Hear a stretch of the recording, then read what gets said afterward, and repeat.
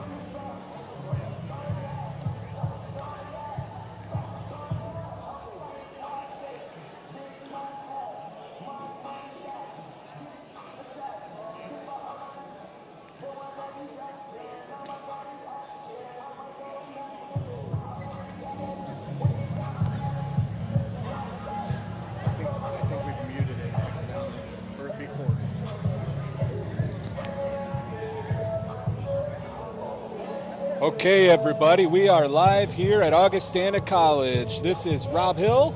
And this is Jay Zymet. Hey, we're excited to be here today. Maybe a little bit foggy out today, Rob, but guess what? It's gonna be burning up in here. Yes, it is. So we got some really exciting matches. We just finished off a little bit ago. Got to watch some upcoming junior high kids wrestling. Really looking good. Saw some women wrestling out there. Young ladies, some studs that we're going to be seeing in our next chapter in a couple more years. They'll be up here, right? Yes. So this is, for anybody, maybe if you're tuning in so far, you already know this, but they did a middle school meet first tonight. So at 4 o'clock today, they started with Washington versus Edison Junior Highs, Illinois Junior Highs. And then now we have a little high school action. We've got Geneseo and Assumption about to start rolling. And then the nightcap will be Augustana hosting St Ambrose. Wow. How much more can we ask? This is like a late Christmas present This for us. is an awesome night, isn't it? Yes. Hey, we're looking forward to this. Quad City Wrestling junkies, there's nothing better. So, hey, we're looking at rankings right now. Both of these teams coming in strong. I think right now, Geneseo is ranked number 4 at 2A in Illinois. What do we say Assumption was? Is that ranked 7th? I can't remember. 8 maybe currently, but both are solid teams. Solid in here. matches. Yeah. And we're going to see a lot of great matches coming up here today. We got some solid kids all through. We got Montez over in Illinois side. I think he'll be right around the 32 match weight today. Or 38, I'm sorry, 138. 106, we got Sebastian out of Geneseo as well. Yeah, Tim Sebastian. And then for Assumption, Brody Booman. Yes. Right? Yes. So those guys both, did they wrestle each other in the QCA Clash? No. They didn't. They both wrestled Mason Shirk. Yes. From Wilton. Yes. But you know what?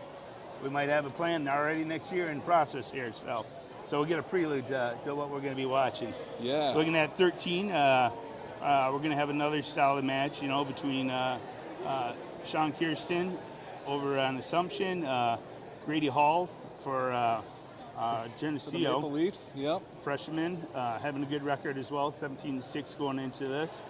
120, we got a sophomore for Geneseo, Devin Hornback.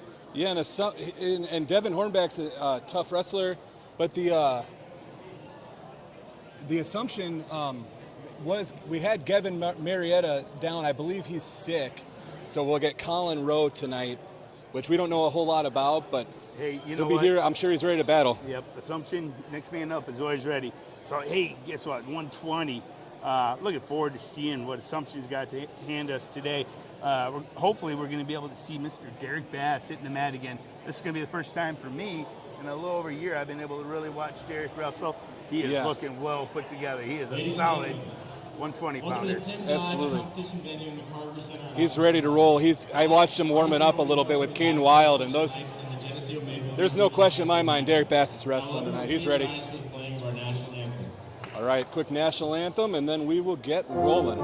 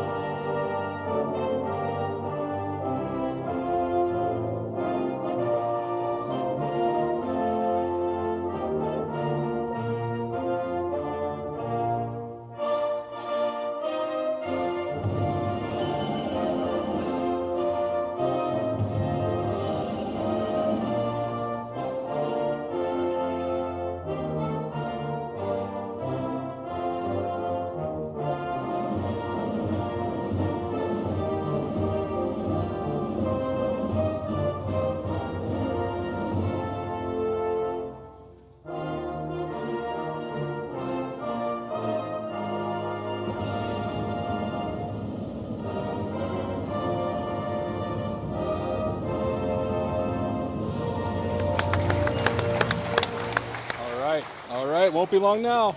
Just like that. 160 pounds. 160 is where we're going to be starting today. Where does that put us, Rob? Looks like our guess is we're going to see Assumption possibly send out Peyton Pilgrim. Colton, I'm Colton, sorry. Colton, brother, Colton yep. looks like he's ready to roll over there. Yep. And then possibly Aiden Damewood from Geneseo, looks like maybe. We'll find out soon.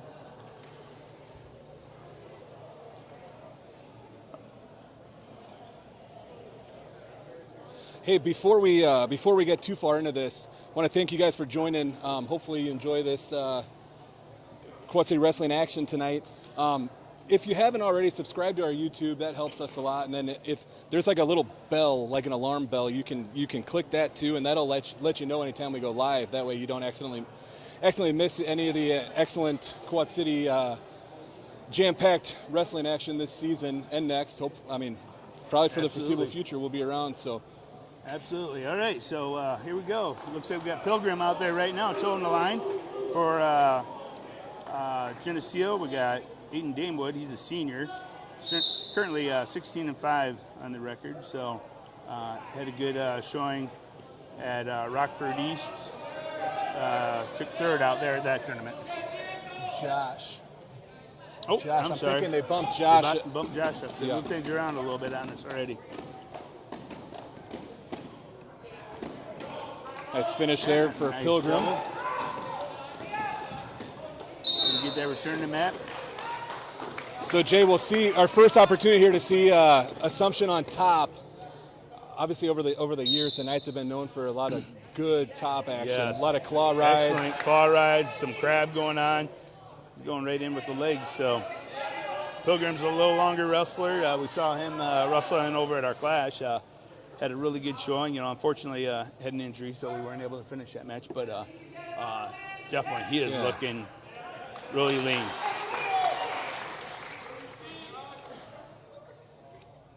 A nice escape, puts it over at 2-1. Oh, Nope. We got another 2.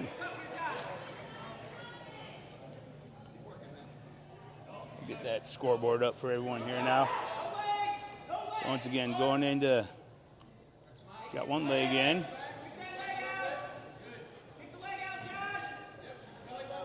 Far power half on it's that. been obvious the times I've watched Pilgrim so far this year. He's put in so much work.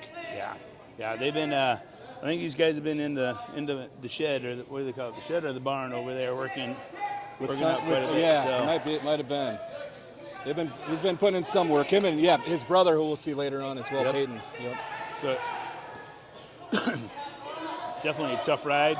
Doing the right things. He's staying real tight on the bottom, clearing out them legs of the crab. He jumps aside. That's perfect pocket. Only He's trying 5 to get out of that seconds pocket while left still now. maintaining. Got to clear that leg. Couldn't quite get it. And it's time. 4-1 after the first period.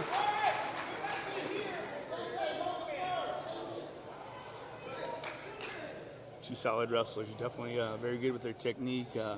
Pilgrim looks like he's really comfortable on that crab ride. Gonna go neutral.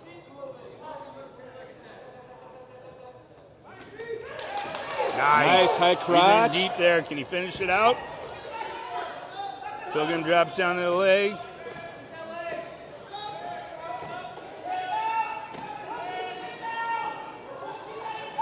Josh just got to keep turning that corner, and hooking that ankle. Hawk needs a big step here and try to hook that leg. I don't know. Yeah. Pilgrim's so He can long. get that. He about got it. He can get that leg hook. That's half the battle. Nope, missed it. And we're going to go stalemate. Nice shot. Just couldn't get the finish. Pilgrim doing an excellent job fighting that off. Pilgrim with a nice shot of his own. Yep. Just returned to favor there. Got it shelved and finished. Joe right there. Nice.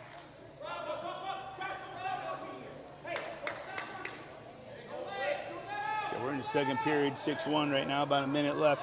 Really got to work on clearing them wrists out and see if you can get that 1 point. I think it all starts at 1 point, right? Yeah, absolutely. Get that first point, start building from there.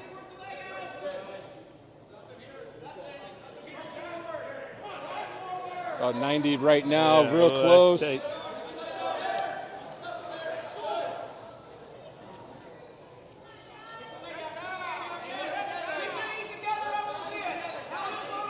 Staying tight in there. He's trying to know them legs are coming in, so Boy, Pilgrim sneaks in there. Got pretty Pops high out. there, yeah. May get a reversal.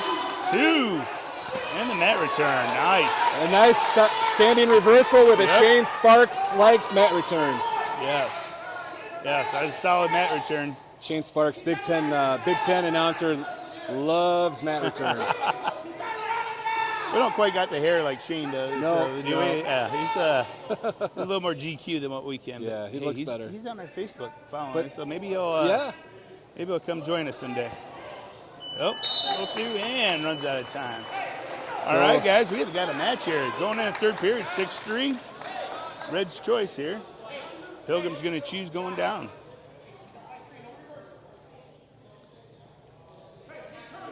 We haven't said much yet, Jay, about the facility. We're in Augustana. We're in the Carver Wrestling Center, or wrestling facility here at Carver.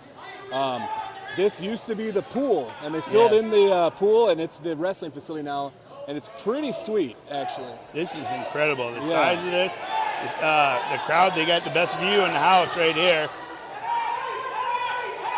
I mean, oh man, he's close. Nope, nothing there. Potentially dangerous. Let's start over. Yeah, I remember years ago, Coach Tony brought us in here when it still had the pool in here and said this is going to be the future. And he's got great vision. He's taking this program. Incredible facilities they're providing these wrestlers. Definitely. And we're going to see that later on too with the wrestlers' ability.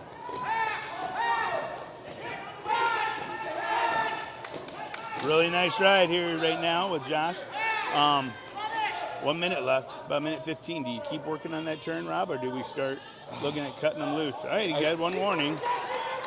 The issue with cutting him loose is he's going to need about 3 takedowns at this point. Yeah. Yeah, so he's going to have to look for some big points. Pilgrim's being smart down there. He's not extending or not getting in danger. Just hook the leg. 1 3-point turn, and we're back at an even match Yeah. here.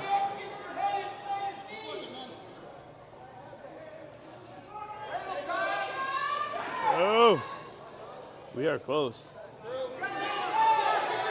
It's working. Pilgrim's going to have to get his head up. He's going to get dinged for a point here if he doesn't move soon. I know the ref is looking at it.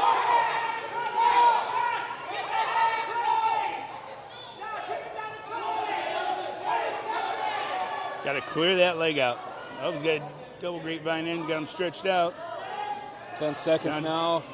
10 seconds, he's going to have to do something now. Pilgrim just too strong down there, not able to break him through. Nice match, boy. That's a good way to start the day already. Yeah, very 160. competitive 6-3 match there. So Assumption takes the lead at the beginning here, 3-0. I'll mention it a couple times, but we have something kind of cool going on right now. So the Godfather's Pizza donated 2 tickets to the Friday night. This Friday, Iowa hosts Illinois at Carver Hawkeye Arena in Iowa City. We have 2 tickets we're doing a giveaway for, and it's on all 3 of our main social medias. So Twitter, Facebook, Instagram. Get on there, follow the directions. They're super simple, and qualify for the drawing. We're going to draw Thursday. We will announce the winner on Thursday. And, oh, wow, look at that drop down. Very nice. And for those of you who don't know, we got area wrestlers that are wrestling for both squads over there. Not this year, not breaking the lineup because they're both freshmen, but Bradley Hill, your son's over at Iowa, doing an excellent job so far this year. And then we got Kid Dynamite on Illinois, right? Cole Brower. Yes. Providing some excitement over there. Both kids are young men, having an excellent season so far, so.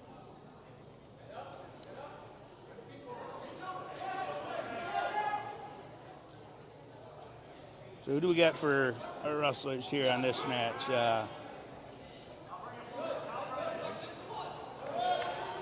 Looks like we got some replacements in here on this match here. Got one escape.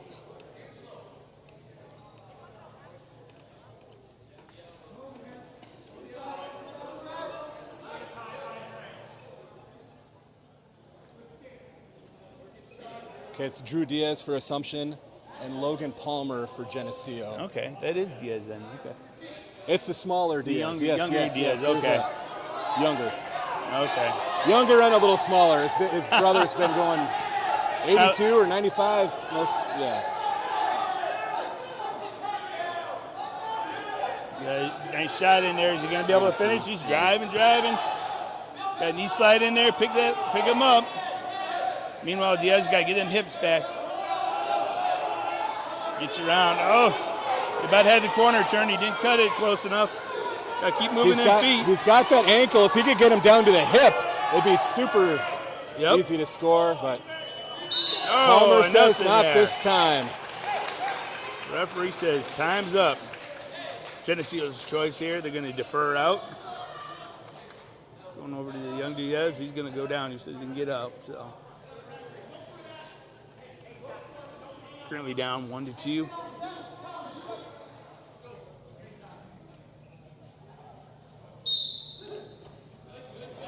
Oh, right on the whistle.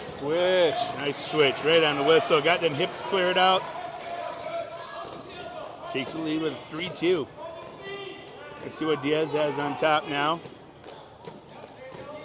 Working for that wrist control.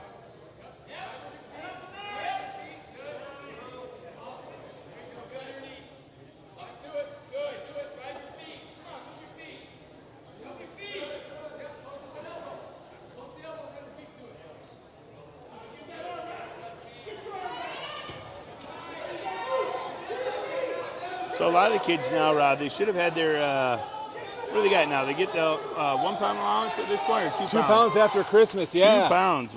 That's a Christmas. So Santa brought all these guys a little extra food, right? Leading up to this meet. Yeah, extra juice for you after this, right? So.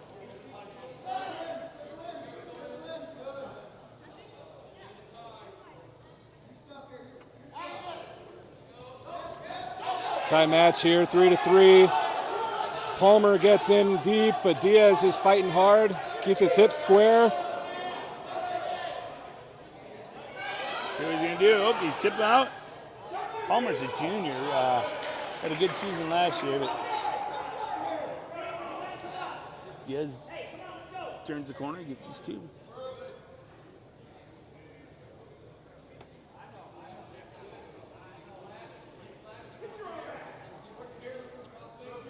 Right now, Palmer's got to regain his base. He's got to clear his leg, get back to his base, and start working to get out. Keeps his head down. He's gonna get dinged for one.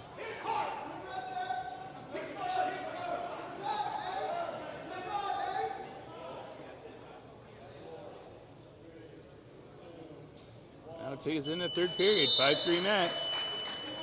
So Jay, we're obviously in Illinois today. The Illinois referee. I'm trying to remember, there's some differences in rules between Iowa and Illinois high school, right? I'm trying to remember if there was anything like that really stuck out. Do you remember anything offhand? Right off my cuff, I can't remember anything specific other than if you have a concern, you go to the table and you ask the question of the ref for clarification. Yeah. You think you're going to go in there and do some arguing with the ref, you are not going to come through. And right. You might maybe spend the rest of the day out in the parking lot. So I feel like and it may be an old time thing. I feel like at one time there was a difference between what you were allowed to do after the match. Like in Iowa, we still, for a while, would go shake the opponent's and coach's hand. He entered cradle. A suicide cradle rolls through on it. He got a 2 count. Oh, but he pops ahead. And 2 reversal. 7-5. Now this match is getting good. Diaz working to his feet. Gets his 1 escape. So yeah, after matches on Illinois, they are expected to go to the opposing coach. They are supposed to? Okay. Yep. And in Iowa, that's not allowed. Iowa, that's not allowed. So if anyone sees that over here, Iowa, they probably won't go across because they will get an unsportsmanlike, cost you team points. So probably not today, but they need to be in the habit of, in that habit. They probably don't want the kids to break the habit over a holiday, and then when they go back to wrestle in their own state, take a chance at taking that deduction. So I understand both sides of the rules. So nice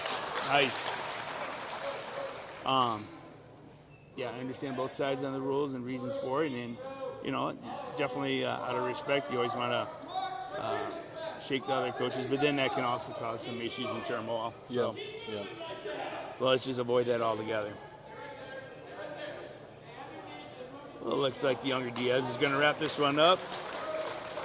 Yep. 10-5, another 3-point decision.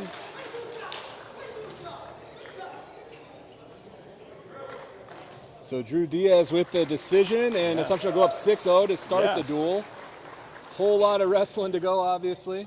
Now the big brother, Chase Diaz. Now Chase just committed in football. I'm not sure if he committed or if he was sharing an offer. Okay. Yeah, Okay. I don't think he's committed yet. Boy, he's grown a lot since that freshman year. I know. Sure has. Sure has. Looks like Aaron Betcher Okay. for Geneseo, getting the nod here to take on Chase, right? Chase Diaz. Diaz number 2, right? Yeah. Diaz number 1. 182 here. Got some good hand fighting going on with these guys.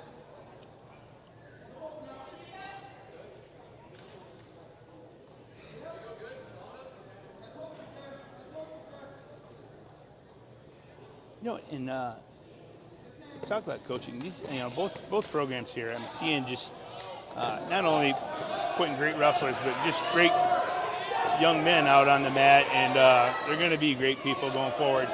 John Murray over on Geneseo, along with Montez, just doing a heck of a job with this program, and the same over here with Assumption. Sonny Alvarez and Ben Jobjan are kind of co-head coaches. Both they're doing a great job, and just putting good people down on the mat. So and helping them grow up outside of the mat as well. We had a good flurry there. Nothing came out of it, but definitely got to see both wrestlers kind of feeling each other out right now.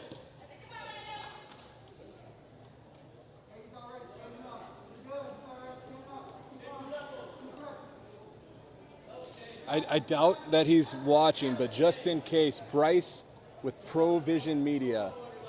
I want a quick shout out to Bryce. Bryce helped us out a lot. Actually, Bryce's camera is here in action today. So thank you, Bryce, and appreciate everything you do. And if he's not watching, I'll snip this part out and send it to him as a thank you. There we go. Ooh, in hard. Nice shot by Hard Diaz. double power or single. Keeps circling. Keeps singling. He's running out of time. He's got enough time to get it. Time. Nothing there.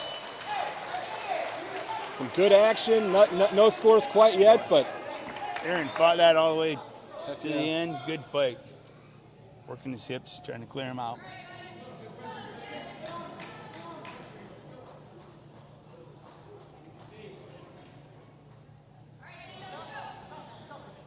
second period now. Betcher gonna start down. Gets to his feet quick. And another good mat return. Yes. There we go. Shane Sparks is gonna love tonight's action. Oh, you got an Easton tilt.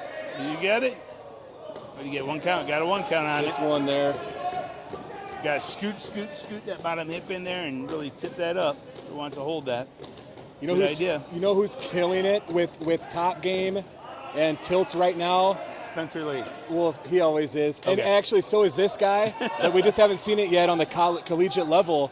DJ Parker from Moline. Now he's at North Dakota State University. Yes. And DJ is killing it. And, yeah, he just came in second in the Southern Scuffle, a really tough tournament. how exciting is that, man?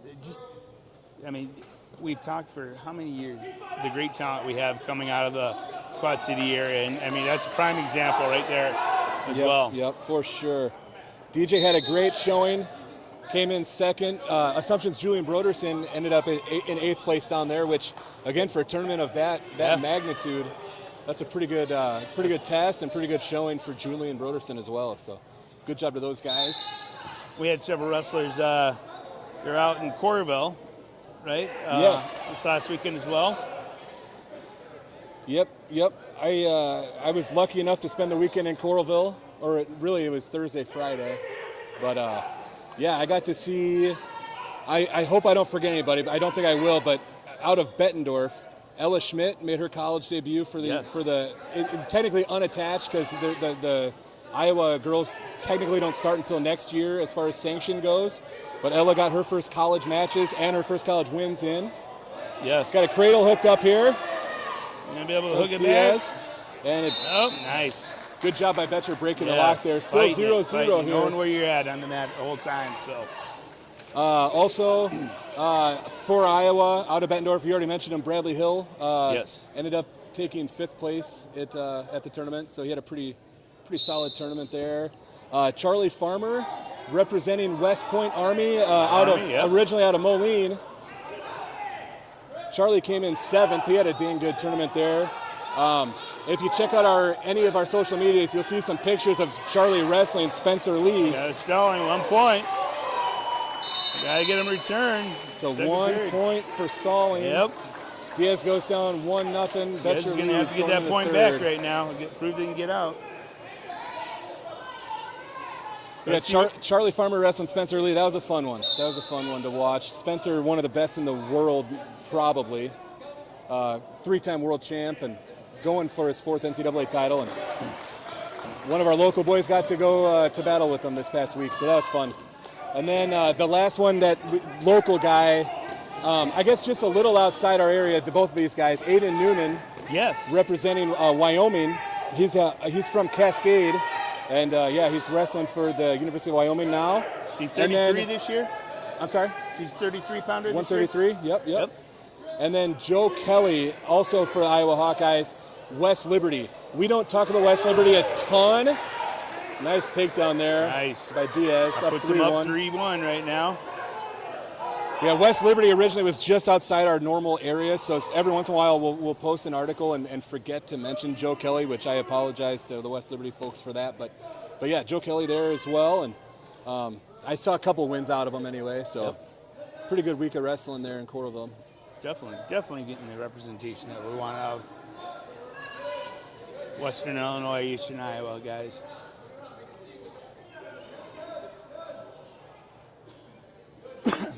.45 to go here. Diaz leads by 2.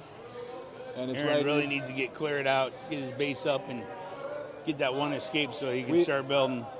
I haven't seen a stall warning yet. I'd almost consider going double if I were the referee. We're not leaving the hips on top, and we're not building our base on the bottom currently. Right. I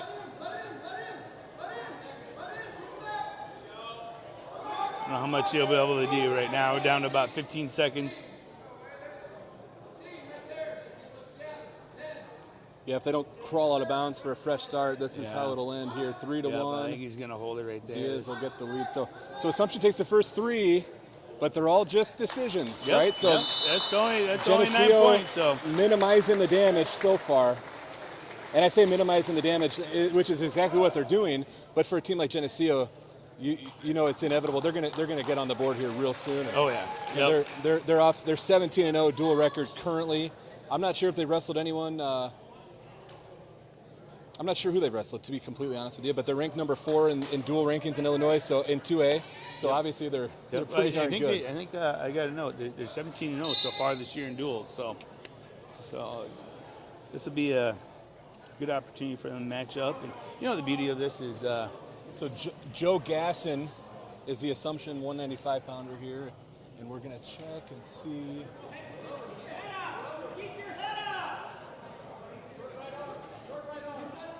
They've got it in the system as Aaron Betcher, which Aaron isn't allowed as much as he'd want to wrestle 2 matches.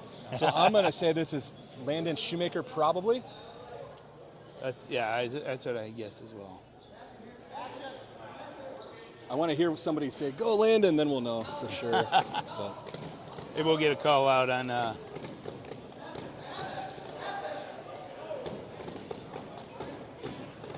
So, yeah, we were talking here. Both teams are having excellent seasons right now.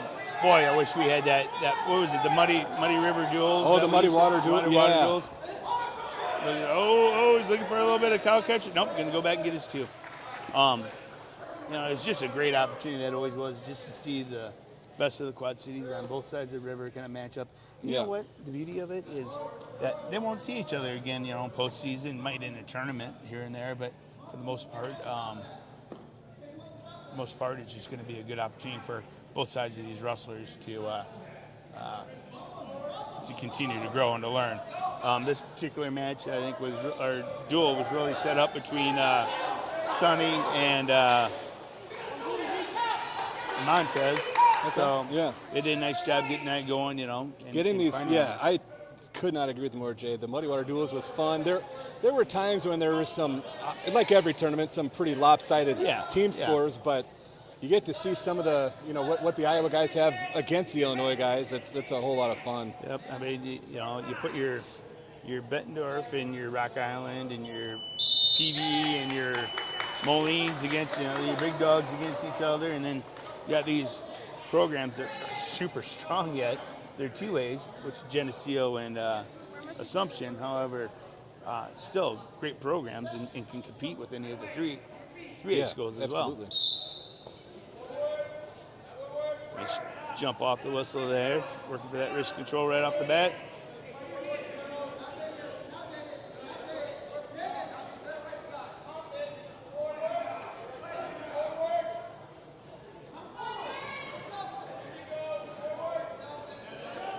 Looks like he's trying to set up a tilt here.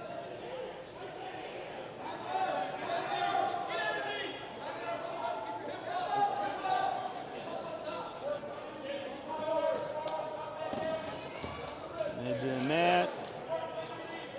Second period, about 1:20 left in the match here. We got that arm bar behind him. And out of bounds. Get a fresh start.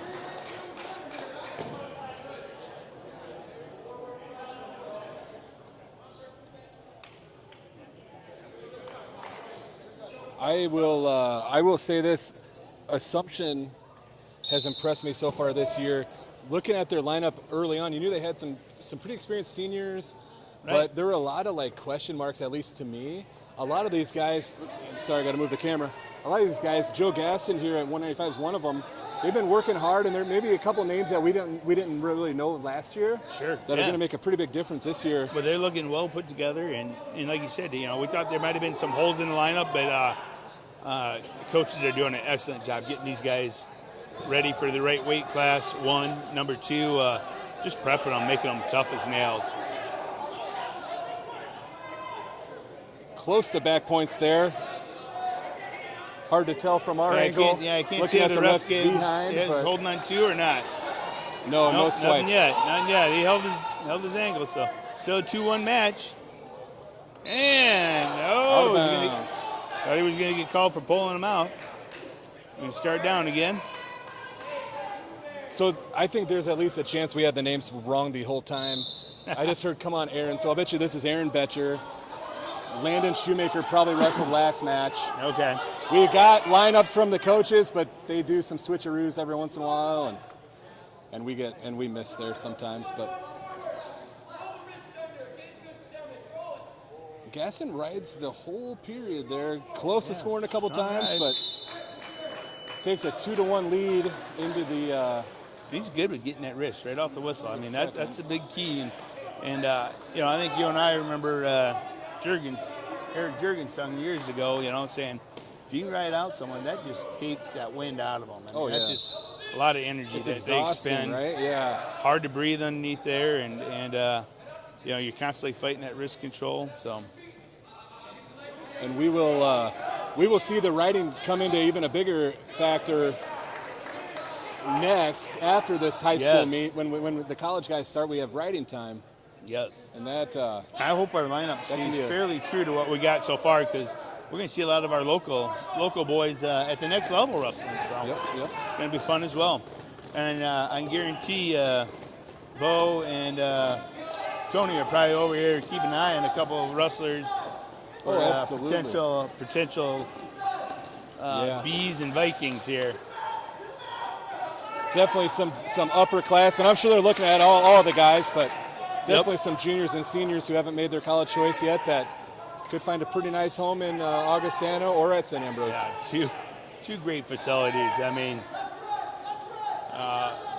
both schools are putting the money where their mouth is at. They are set up. You know, Augie already has a women's program that is doing quite well. They brand new facility here, as well as a standalone facility over at St Ambrose. If you're a young wrestler looking out there, it's a good place to be. We're pretty lucky. We've got two pretty good options right here in our backyard. If our local guys want to wrestle, they don't have to go far. No, not at all. And have some of the best accommodations that you really want. So it's 18 seconds left here. Gasson holds a 15 or a 3. Sorry, you gotta go for that shot, man. Might as well do it. You have nothing to lose.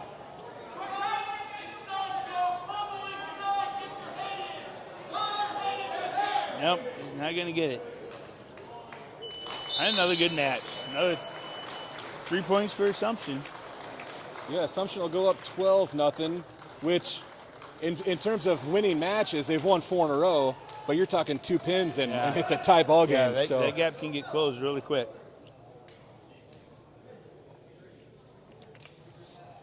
Okay, Assumption here at 220 has Rhett Schaefer. Tim Stoll for Geneseo. I anticipate a good match. These dudes look strong. I haven't seen Tim Stoll wrestle yet this year. I've seen Schaefer a couple times. I think this will be a good one. Yeah, Tim Stoll currently coming into the season 21-6, currently ranked 9th. Okay. Good start to his season.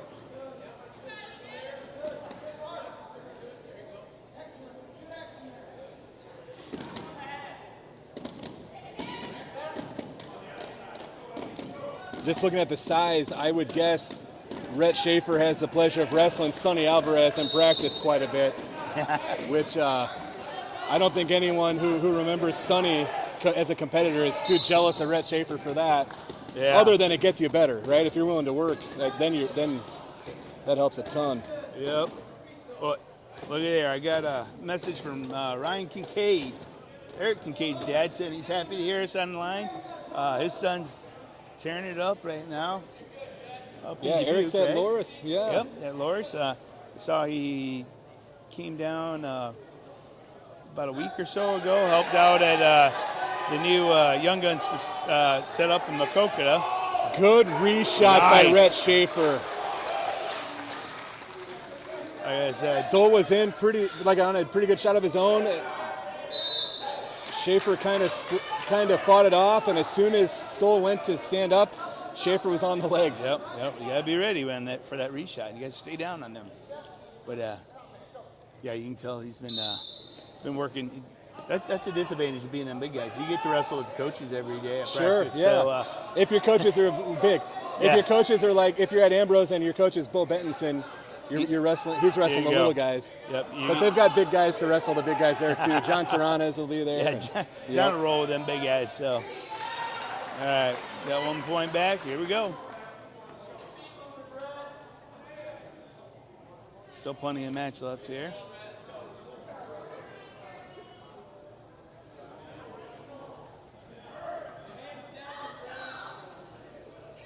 Guys really working, being smart with their hand fights.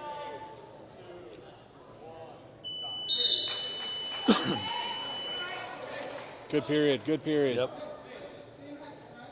Now in Geneseo, Montez has been starting up, was it Blue Line Academy? Mm-hmm. So got some Blue Line Training Center, Blue Line Wrestling Academy, one of those, doing good things. These kids doing great things for his community, helping these kids get that edge and learn how to make that next step in wrestling too.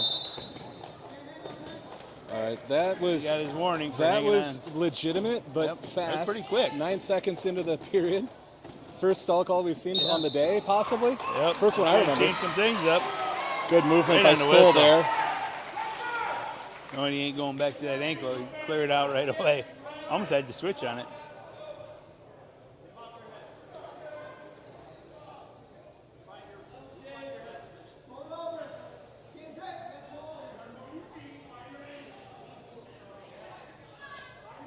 Once again, some good hard hand fighting. These guys are getting a little bigger now, so.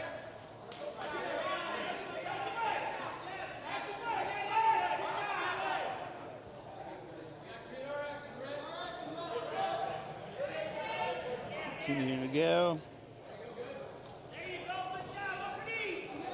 First shot, out of bounds.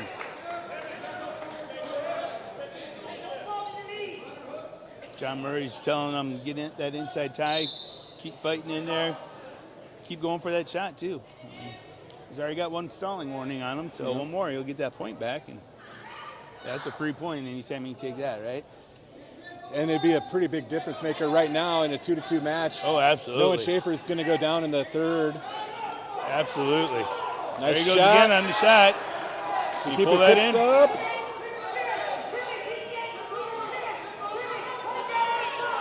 Got to keep that leg tight and keep circling, right? Yep. Going the wrong way with it, though. Circling the wrong way.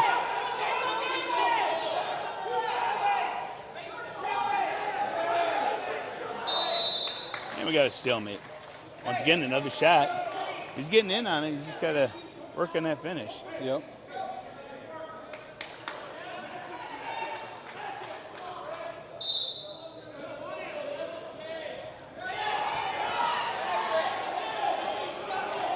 Oh, we got it stretched out. 14 seconds. He's going to get the 2. You got to square up with him. And we got the 2 with 5 seconds left. Goes up 4-2 in the third period.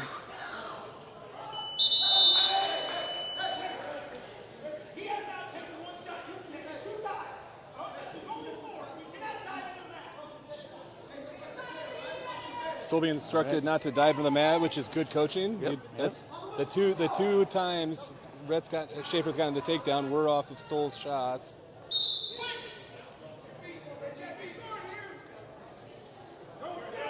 So Schaefer starts down here in the third, up by 2. Really needs that point to secure the win on it, but tough ride. This is an ankle hook.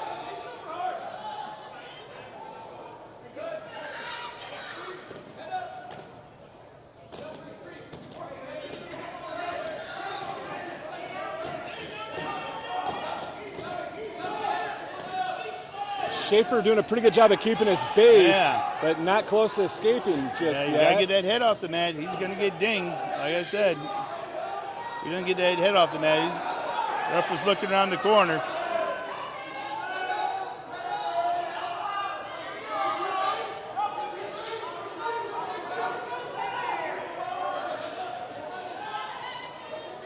Boy, he was strong underneath there, though.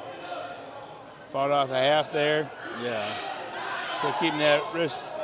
Got the second one. I think that's the point. So We got a one-point match here. Gonna cut him. And I think there's they wanna enough cut him. time now. All right, here we go. Needs a takedown. Out of bounds. All right, things are getting hot in here right now. 2-point match here, 37 seconds to go. Instructed them be smart during the shots, but keep attacking.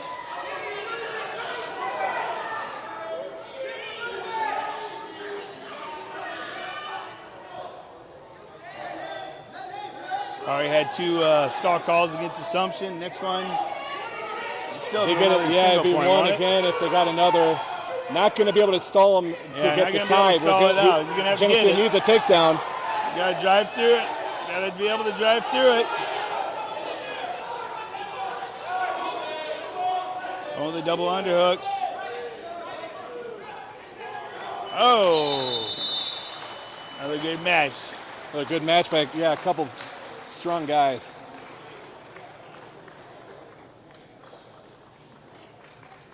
All right, heavyweights coming up. Maverick Kindred for Assumption and Levi Newman for Geneseo. I think I remember that Levi when we had that wrestling back when we had the grapple on the gridiron in Geneseo. Currently 18-4, senior this year.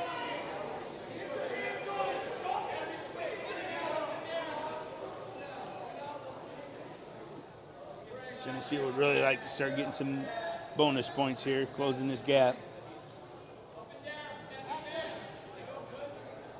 Maverick Kindred moving pretty well Yeah. for a heavyweight. Obviously, he's probably more like a 210-pound heavyweight, I would guess. Doing what it takes to make the lineup and help his team out. Yep. So good for him there. That's what you got to do sometimes, you know, for Absolutely. your team, step up. And What you notice is the programs that seem to have traditional success, they have a lot of guys like this. Guys who are willing to do what it takes to help the team, right? Move around. He could be giving up, not today. Levi's not that big, but I'm guessing Maverick could give up 70 pounds in a match. Oh, yeah. And he's going to go, I can kind of tell already just looking at him, he's going to go out there and battle. And these, I mean, these guys are, these are two, I don't want to call them smaller schools, but they're not the largest schools. Yeah, they're both 2A. Yeah. And they're finding ways to fill the lineup. So, you know, I'm sorry, coaches. I'm going to say shame on you. If you can't fill your lineup, that's on you. You got to get out there and start fighting. Absolutely. I know it's a lot of work, and I know and some schools are obviously easier than others, but yeah, you're exactly right. These the coaches are doing a good job at getting guys out, getting the guys in onto the team that they need. So they had a nice takedown there. Scathe 2-1 right now. Just wrapping up this first period. Having some good action though for the big guys. It sure was. Let's see what second period will bring us. Maverick showing a little speed. Yep. We're going to go optional start here.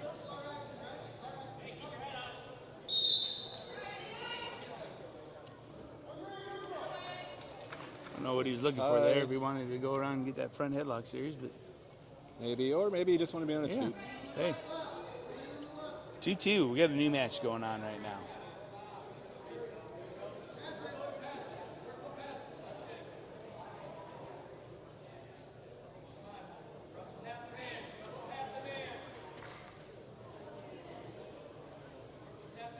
Guys are doing a nice job holding the center. Both guys are not giving up a lot of territory.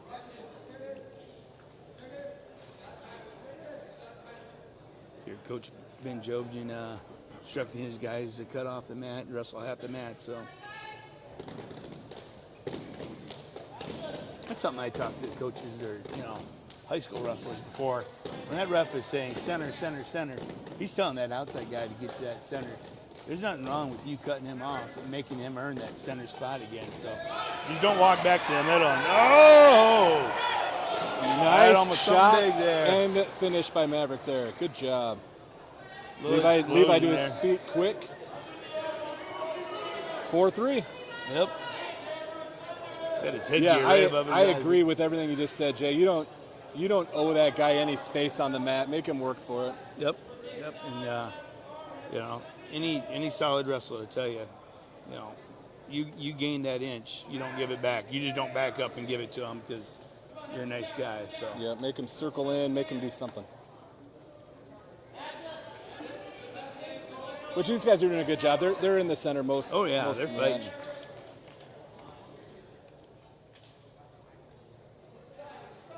He's like, Levi needs to tighten up his headgear there. He keeps going right over his eyes. I don't know how he can see.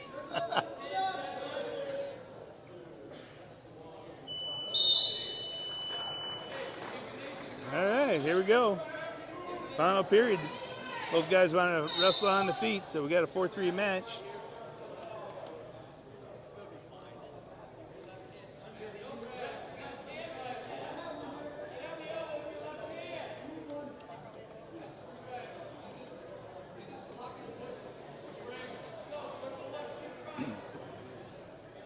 A lot of these kids, too, are probably pretty familiar with each other. They wrestled in clubs together and probably even some tournaments on the same team as one another, So,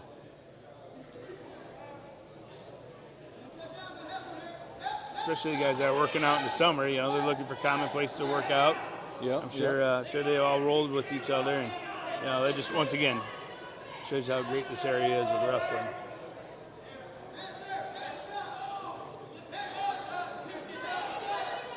Got the wrist control and the inside tie. Now you just got to open that up to snap him down or get that shot in. I don't think we got any stallings on either wrestler. Both are staying aggressive here today.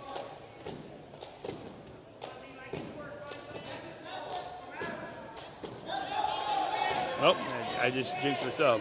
Just got the first stalling here.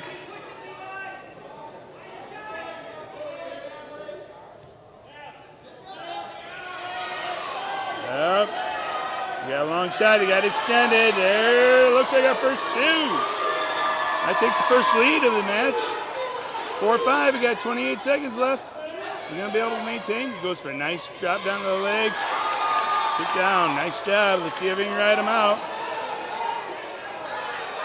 You got 15 seconds on the clock. How tight of a ride can you get? Got to get to his feet. Man, forget about that leg. Get to your feet. He has not had a warning or stall yet. I just hold on to that ankle. 3, 2, 1. He's going to hold on. Last second shot comes from behind. Excellent match on Levi. Yeah, good match. I don't know that it would have made any difference, but one thing I learned a long time ago, get your one, especially when you're only down by one. It's late in the match. Absolutely. You get stuck in on the legs like that, and you could legitimately, you could be stuck there for a minute or longer. Yeah. You know? Yep. So, oh well, no big deal. Good match. Geneseo gets on the board, so we got 15-3, heading into 106. 106 for we got Sebastian for Geneseo, currently 23-3. He's a 2022 state qualifier, also ranked 4th. Assumption's got Brody Booman here. I'm sorry, freshman. ranked 8. Sebastian with a nice takedown.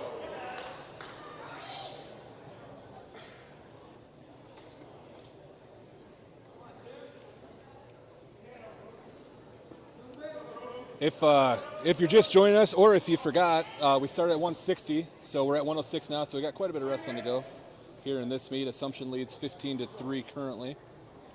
Tim Sebastian's going to look to He's got that even the score a little bit if you can. We got 2 of them.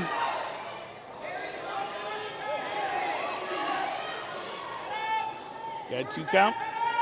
2 count. Left's holding 2. There he goes. Both teams with solid 106 pounders.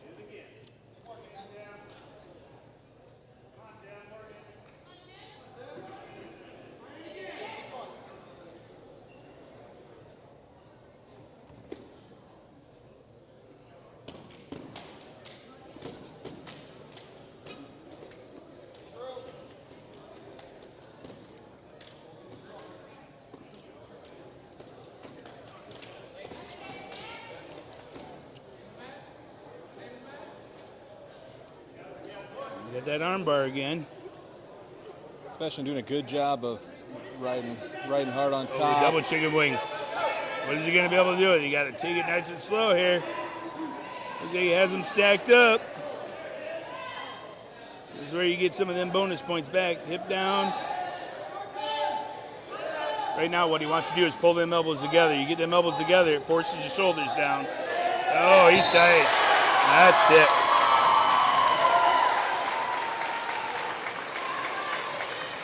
Tim Sebastian with the fall. Nice job. He continues on. Solid season. So 15-9.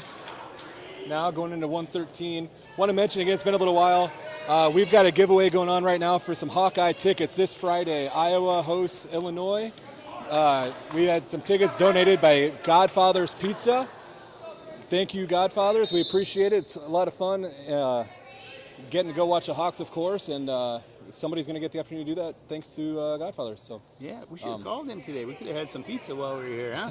What were we thinking? New Year's diet going on right now. Right. Yeah, resolution. But yeah, if you haven't yet, jump on Facebook, Instagram, and Twitter. You can sign up on all 3 of them and register for the drawing. Real easy. Tag some friends, share the post, whatever. It's all in the post. Check it out. And we will draw Thursday. We will announce at 5 p.m. Thursday the winners. Good opportunity to get some tickets there. So. Yeah, thanks again to Godfather's Pizza. Check them out. We're over here in Illinois tonight, and Godfather's is my favorite pizza. So And we just saw Mike Macias walk by here. Yeah. He's sporting the I don't even know what you call that jersey, the rainbow jersey. Yeah, that tie-dye shirt's been around since before I went to Assumption. I graduated in 2002. So it looked a little ratty back then. We'll have to zoom in on Michael if we got a break in the action. Yeah, it's had its share of life on it. So, did you get to wear that jersey at all? No, the good guys get to wear that jersey. The good wrestlers. I believe that the norm.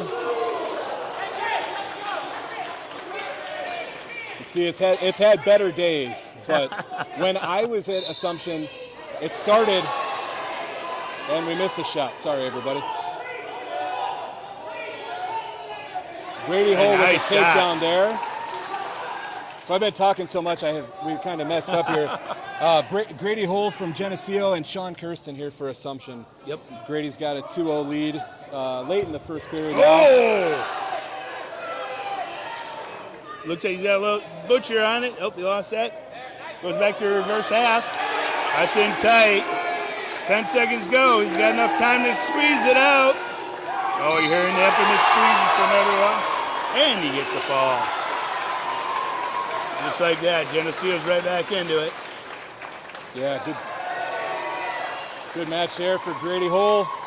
I don't know if you remember this name or not. John Garvin is the guy who had it my freshman year anyway. John Garvin was a 2-time state champ for Assumption. Ended up going to UNI and wrestling there. Might have made All-American there. I don't remember. I apologize, but heck of a darn good wrestler. So I think we got Devin Hornbeck from Geneseo. Colin Rowe. And he's got a quick takedown and backs, and it's tough to get off your back from that position. I think he'll probably a lot of time. 145 to fight off there, man. That is tight. Devin Hornbeck with the fall. All right. So now here we didn't mention Colin Rowe for Assumption. Yeah. Now we're getting into the power of Assumption. So we'll see. Looks like we got some moving going around here. We don't get to see Derek Bass. Yeah, I just bragging how I was going to get to watch him wrestle for the first time in over a year. We'll have to catch him again next time. People, you see that a lot in these dual formats, right? People moving around, trying to go for matchups that are going to benefit their team. And we're talking a 21-21 duel right now. I don't blame them, although obviously we want to see him wrestle. Yep. So, but I tell you what, you're going from the fire to the fry pan here because Wild is one well put together kid. So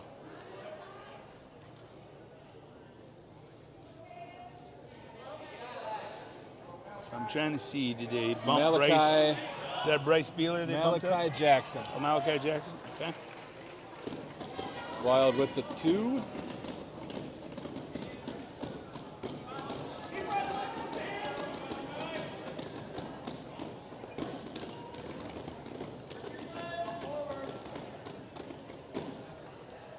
Now, Malachi's a tough kid too here. He's currently holding a 9-1 record.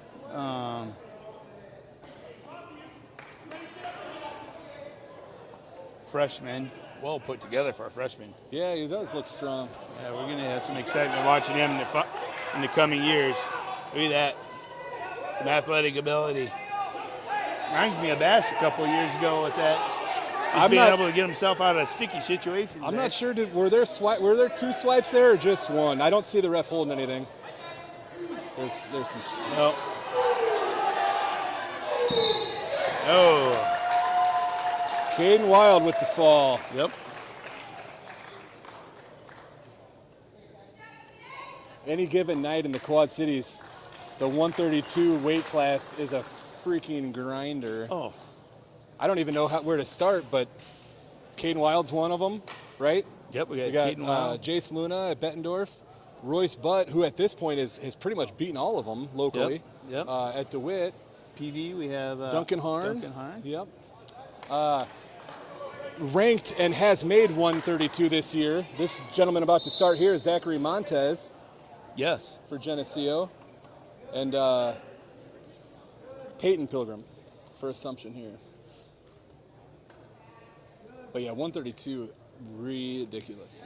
You get those every once in a while in the Quad Cities where you have a weight that is just you solid. can't wait to see a matchup between all the Exactly. guys. We were talking about all these kids at the beginning of the season where we just like to throw them in that meat grinder and see where it turns out. Yep. And I'm sure we've missed some, by the way. Where's Brock Smith been wrestling? Has he made 32 yet? Like if he has, there's another hammer that I didn't even mention yet. Returning state champ and a Central Michigan commit. How did we miss that out of? Yeah, it's 132 in the Quad Cities is fun every single night low. pretty much. We had both of these guys at our clash, right? Well, this year We did, and look at Peyton Pilgrim get the 2. Yep. Keeps fighting for that 2. I think Montez was nursing an injury. He wasn't able to join us this year, Zach. Oh, Zach wrestled? Yeah. Did we have him? Yeah. Actually, I wish I would have done more homework before this meet. This, I think, might be a rematch. Didn't Montez wrestle Pilgrim? Maybe a year ago. I'm trying to remember who. In the QCA Clash. I got to pull it up now. I'm driving myself crazy. So quick escape by Zach there. We got 2-1, 35 seconds to go. Once again, 2 studs. Sonny come over to our desk before the match started tonight. And said 132 is going to be a barn burner. Be ready. Well, Yep. ref's calling for action. I don't know how much more action he wants. Doing some good hand fighting here. Shots, reshots.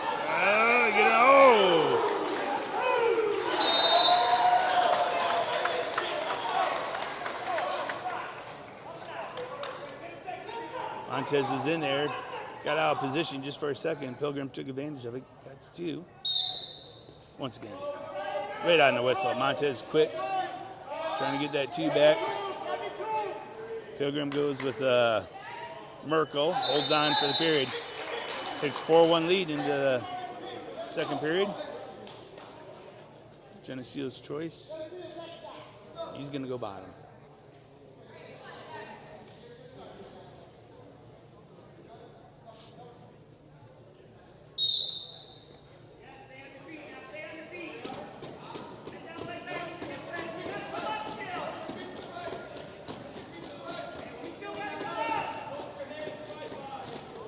Holding on that leg, Pilgrim is.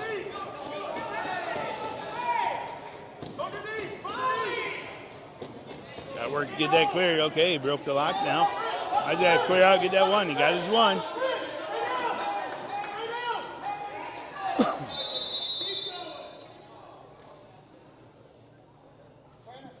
Looks like we got some blood time.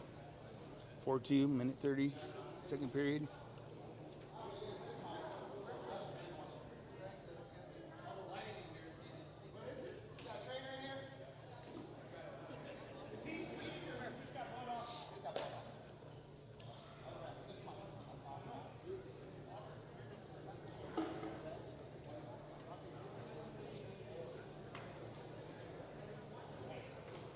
Looks like he had a little blood in the mouth. I finally found it. Peyton Pilgrim and Zachary Montez did wrestle in the QCA Clash. Ah, okay. I was thinking so Montez was supposed to wrestle Jace Luna, which we were pumped about, and then Luna ended up with an injury That's what it kind of was. late. And Pilgrim, I was impressed with how quickly he jumped in. He's like, heck yeah, I want to wrestle. Let's go. Montez got the better of him that night, but I'll bet you Pilgrim hasn't forgotten about it. And he's leading right now 4-2. Good shot by Montez. Nice single. Boy, he's quick on that drop. Pilgrim goes right to Funk, it looks like. Didn't finish it through, though. That should be 2, it looks like.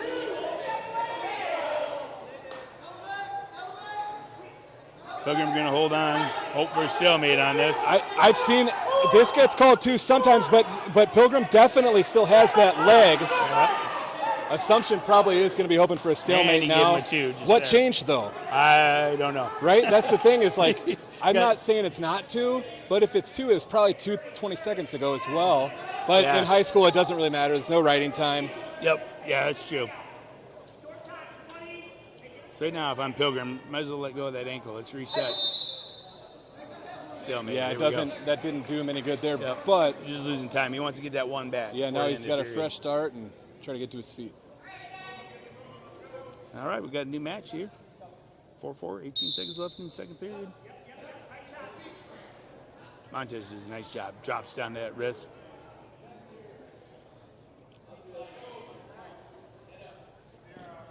All right, well, it's going to be Pilgrim's choice in the third period. Yeah, tie match. He's getting rode pretty good. What do Exciting. you think, man? He's been winning.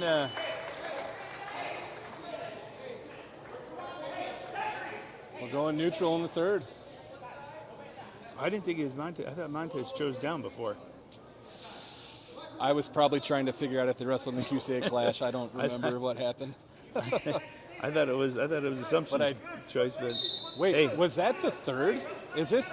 Oh, they're yeah. saying overtime Yeah. now. 4-4 here, and the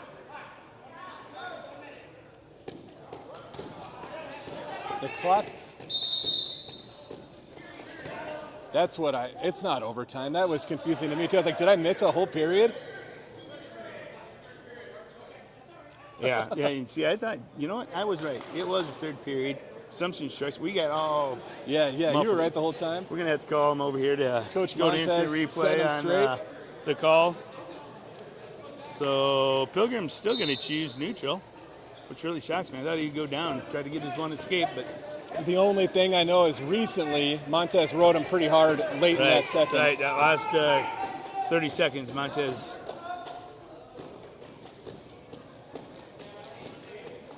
So here we go, brand new match. Let's see whose conditioning's there, who's got the best setup. Montez looking quick there, but boy, Pilgrim's looking good on the reshots, going with the Russian. No stall warnings yet. Oh. There's one. Uh-oh. Got his two. Almost got back points off that. 1:15 to go. Montez goes Taking up that 6-4. Navy scissors in.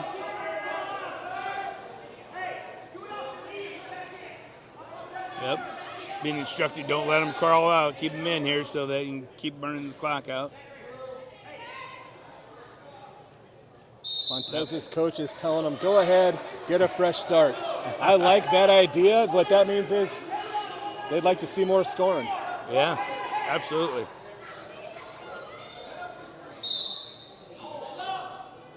Right in on that wrist. Does not waste no time. Gets control of that wrist. But now you got to fight.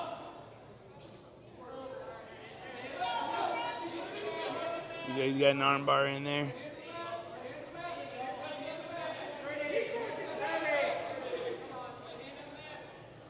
These guys have been working on their arm bars. Assumption lightweights I've been seeing when they get on top. Yeah. Oh, he's got a half in there. Nope. Runs it, jump sides, goes the opposite way. Nope, lost the far side wrist. Nope. Nothing there. Good fight off by Pilgrim. Once again, a heck of a match. Yeah, good battle, both guys. 4-6, two good wrestlers. I think we'll be seeing both of them in the podium on the podium here in a month or so. Good match. All right, 145 is up next. Michael Macias already standing on the mat for Assumption. Where are we at? 27, no, 21 don't right now? do it to us. Don't do it. Send him an opponent. Yeah, they're sending somebody. Thank you. All right. When I've got a mic on, people have to, unfortunately, listen to my thought process, and sometimes that can be annoying. Nobody wants to see a forfeit, and we don't have to see one here. Let's go. Not that they were close to getting a forfeit. Hoping to hear somebody say. What we have for Geneseo?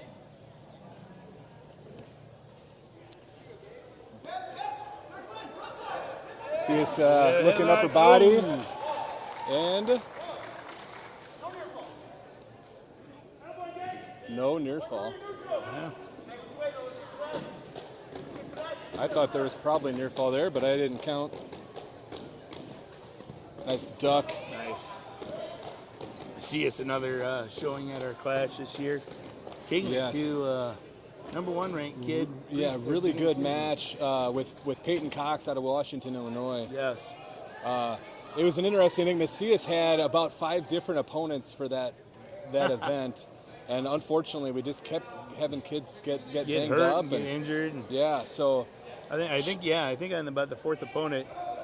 I So think Peyton Macias Cox, said something to the nature very of, just give me last- someone close to my weight. And, he just wanted to wrestle. yeah, I'll tow it. So Peyton Cox filled in quickly. As soon as we got a hold of him, he was like, "Yeah, I want to wrestle." So we appreciate him coming up and wrestling in the Quad City QCA Clash. Macias with the fall there.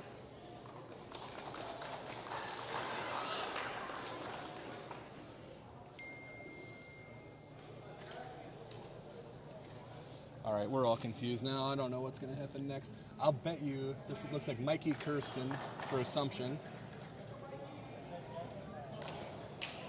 Jack Snyder? Yeah, Jack Snyder for Geneseo. That was Jack. up now, Jack. Yep.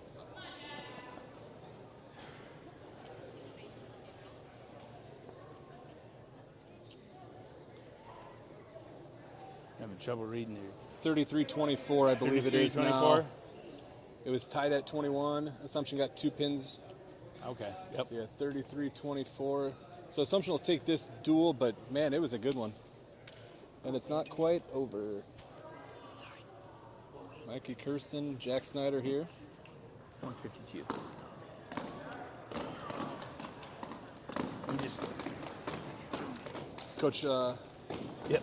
Coach Bo Bentonson walking by, looking Yeah. dapper. We'll have to get him on You camera guys here a were little good. I later. didn't see. Did he have his bow tie on today, or has he got a standard tie? You know what? I only noticed that he has a nice dress shirt on, but I'm sure he's got a tie.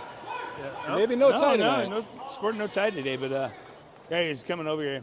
I think he missed Macias. He wanted to watch him wrestle, so. Tell him he can catch it on YouTube later. Yeah, well, you can always come back and watch it later, Coach Bo. Right now, you can go watch him finish his cool down.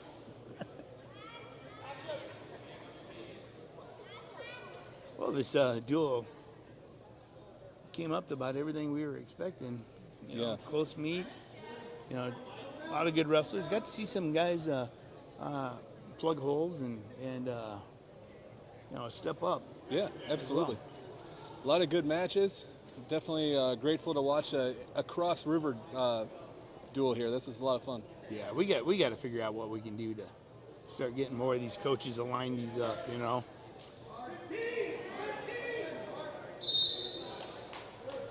See over on the bench, we got a couple other older Geneseo guys over there. I think I see. I think that's Carson Rea, and then the older Montez. Oh yeah, Anthony's over there. Yep.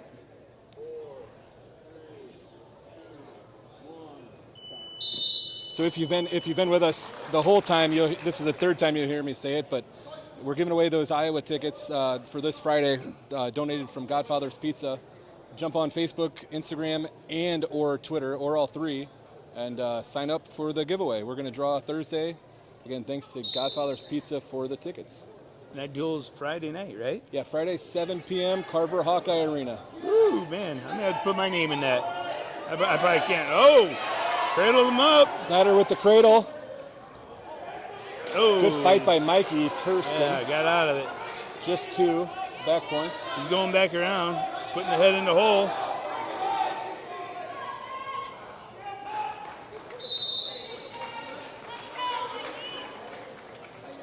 And be a little careful, everybody.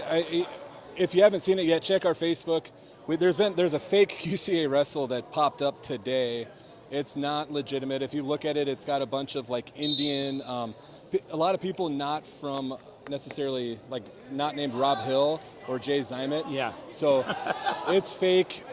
If there's any questions, message us and we'll help tell you if something's legit or not. But I know they're sending friend requests. They're sending messages. It's fake. I apologize. Yes. I don't know how to get rid of it. I blocked them and I reported them. I don't know what else I can do about that, but hopefully they go away soon. Yeah, they want him. They're imposters. Wanting to be just like the great QCA wrestler. Right? Yep. Got a cradle hooked up. Doesn't quite got the elbows and neck on it, but he's in a Merkle. I don't know if he understands that. And even though we're almost to the end here, after this, we still have an awesome, really exciting duel coming up here Oh, between he throws Augustana Marco. College and St Ambrose Okay. University. So if you didn't already know that and you don't have solid plans yet for the rest of your evening, stick around. Get some college wrestling action coming up here. There's going to be several good matches, Jay. Absolutely. He is working this over right now. One that I'm looking forward to probably more than all, just so I know both kids pretty well. I know we've been following for a long time. Is at 165, Jaden Tirana is for Ambrose will wrestle Jack Padding from Yes. from Alleman.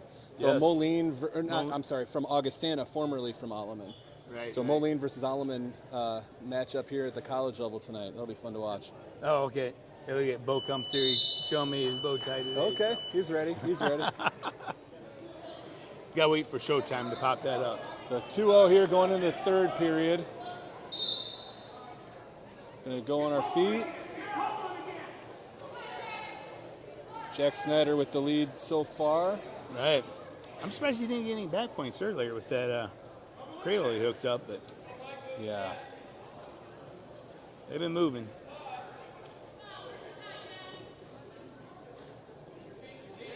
Starting to see the Ambrose guys come out to start warming up, getting ready for the duel coming up.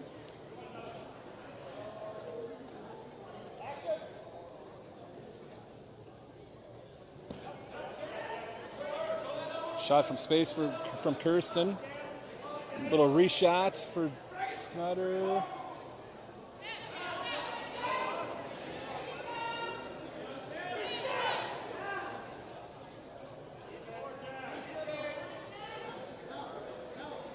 Oh, a little sucker drag attempt from Yeah. Kirsten. Almost got it.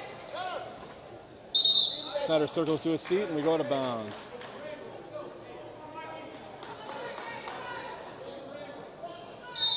One minute to go here in this high school duel. Assumption going to take it. They're currently up 33-24. But again, can't say enough good things about the coaches for putting this event together. Oh, yeah. Give us the opportunity to be out here and watch some great wrestling. And nice double. Cuts the corner, pulls the second leg in. Keeps working through. He's going to put him in danger here. He's been awarded the 2 already. I don't know that they know. There we go. There he goes.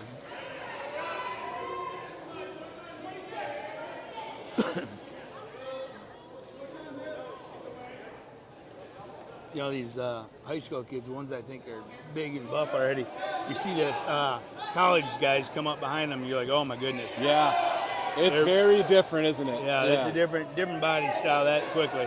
Now he's getting his back points in that cradle. Might be we're close to a And Forest time. I give him a 7-0 So it'll go lead. 7-0. Yep. Not quite the major, but So final It'll, score 33-27. Assumption gets the win over Geneseo. Good duel. yeah, absolutely. Absolutely. We will, guys, we're going to leave the cameras rolling. We're going to turn the mics off for a little bit. If we hear exactly the start time, we'll come back and let you know. I know they originally said 7:30, but I'll bet you we start a little early. But we will be back with you when we're getting close to starting the college duel.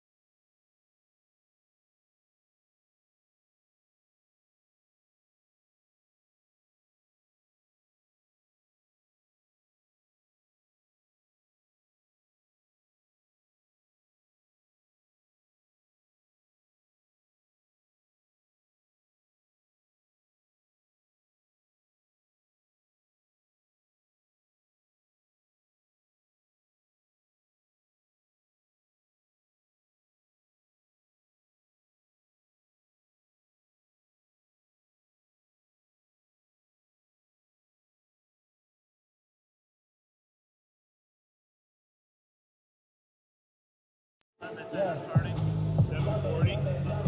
I didn't hear them. Did they say that? I thought I heard 7:40. I hope it's sooner.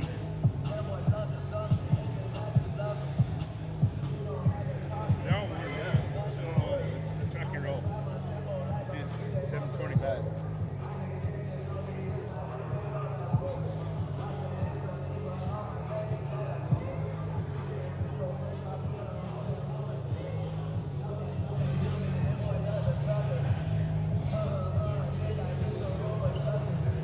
Okay, everybody, we're back here on the mics. Rob Hill here and Jay Simon just about ready. There's Jay. Whew, man, I think they're trying to melt me in here today, Rob. It is warm. It's on the warm side. It's on the warm side. But I feel like the old high school years when we had to make weight. Do some cutting? Come in and tell your coach that you're only 2 pounds over and you're really 5 pounds over. Yeah, kids play those games, don't they, all the time.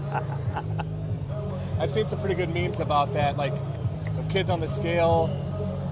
Yeah, I can't describe it very well. Yeah, exact scenario. I thought you were only 2 over. Yeah. Oh, I was, Coach. I had all I ate was an orange last night, Coach. The 4-pound orange. Yep.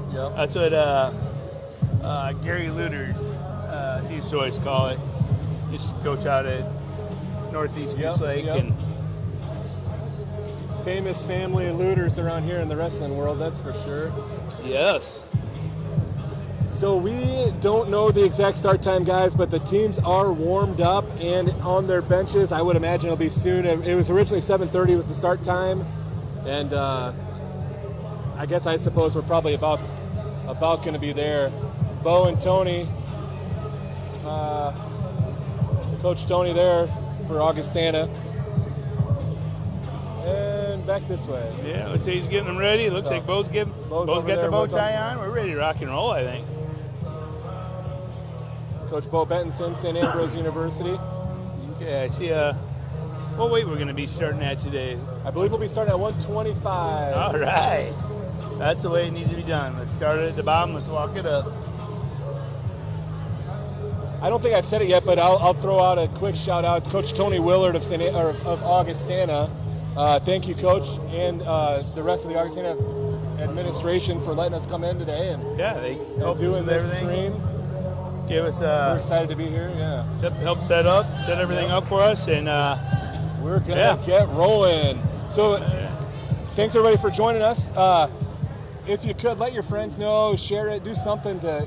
Obviously, we got a decent crowd on to watch this, but the more the merrier. We want to help highlight these local colleges as much as possible when we're able to, and tonight is a good opportunity to do so. So, absolutely. And like you had mentioned earlier, I mean, how fortunate, Eastern Iowa, Western Illinois, we got 2 exceptional wrestling program colleges and great coaches that help develop these young athletes. So yeah, absolutely.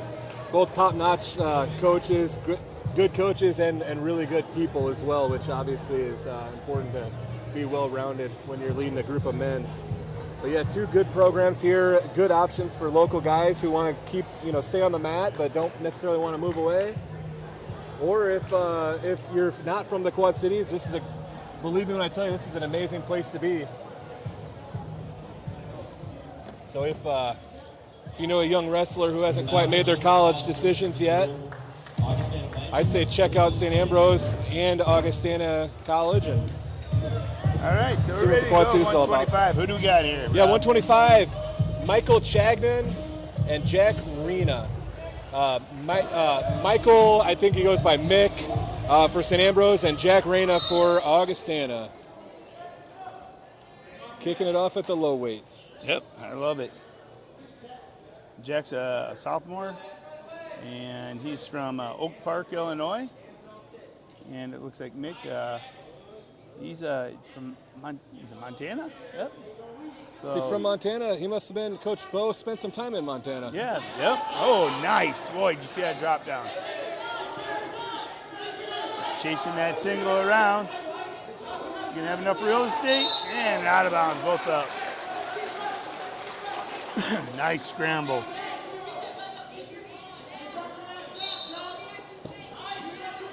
Let's low shot off the whistle.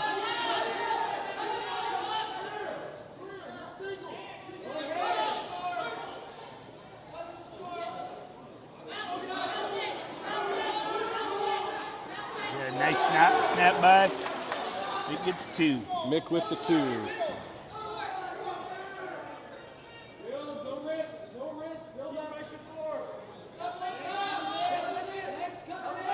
So a lot of you guys have probably watched college wrestling before. Just in case you haven't, on the scoreboard, in the bottom portion of the scoreboard, right now it says 13, 14, 15. That's riding time. Yep. At the end of the match, whichever wrestler, if one of them has a minute or more of riding time left, then they'll get an additional point at the end. Bonus points, right? Yep. One more point at the end if you have 1 minute or more riding time. He's got that chicken wing on the far side there.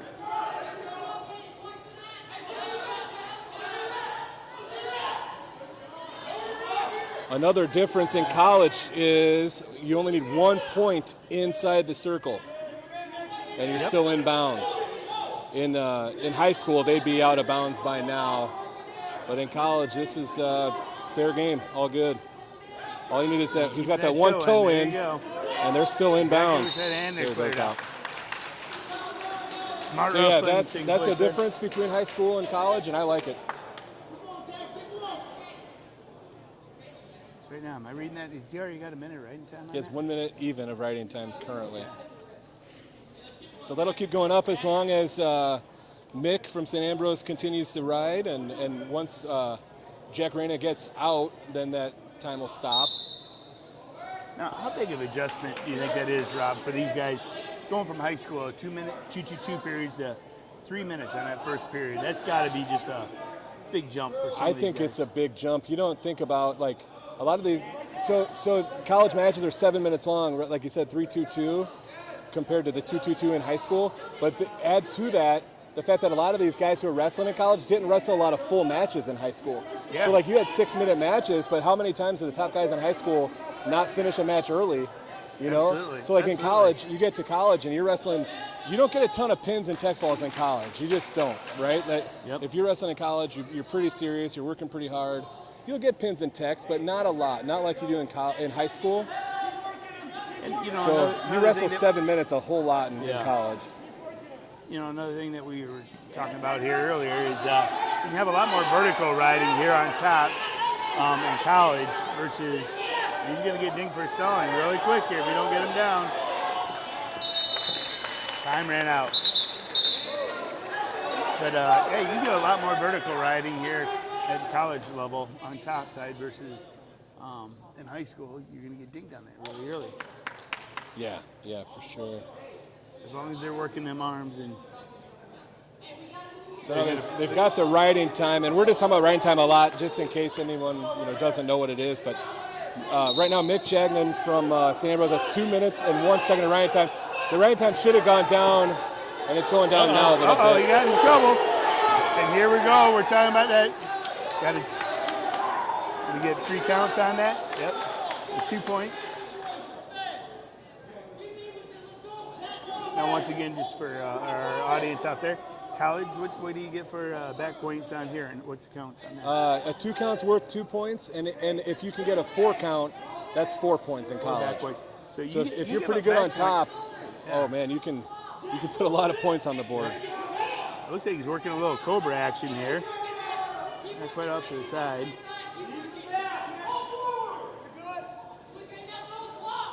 Really working that arm bar hard, so.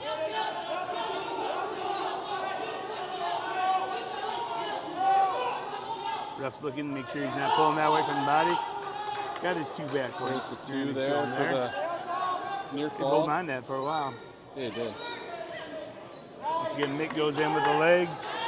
He's going to get dinged with another stall here if he doesn't start moving a little more on the bottom.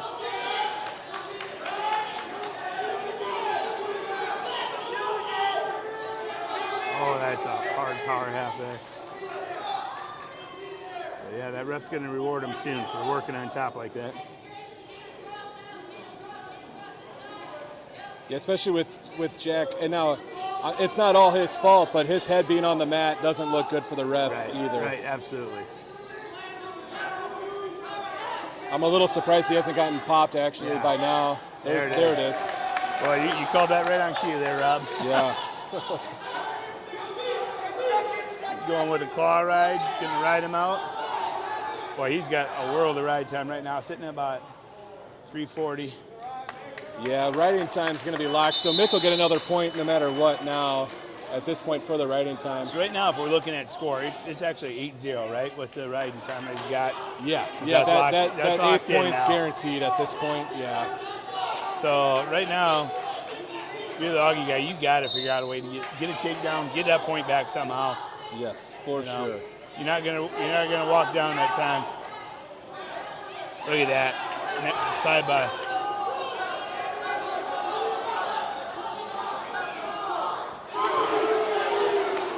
And you got the 2.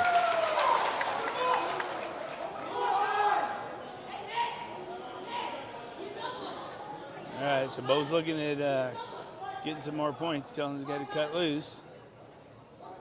I don't think he wants to cut loose. Mick's saying, no, I'm going to turn him instead, which is fine, but he better do it. Yeah. Otherwise, he's going to have a hard coach, hard talk that with his practice coach. is not going to be fun tomorrow, otherwise, right? He's got 115. He's had a couple good halves he's put in, power halves.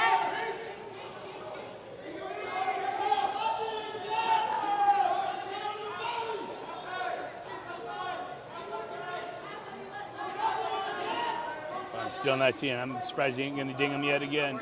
It's coming, unless we see something different. Something happen. Oh, he's talking to him. He's talking to him. He got the whistle in, I think.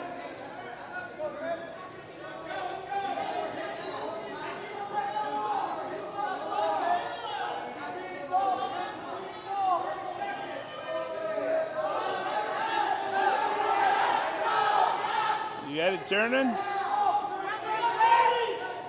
Nope, there's nothing there. He's hanging on. I can't believe he hasn't gotten popped again. I think sometimes a hard ref is not going to give them points if he's having people tell him to give them. So yeah, that can be true. he's sticking to his gun. Ambrose people are all calling a stall. He got his one. So 9-1 on the scoreboard. It'll be 10-1 after the ride time point is given. Yep. We have 3 seconds, so.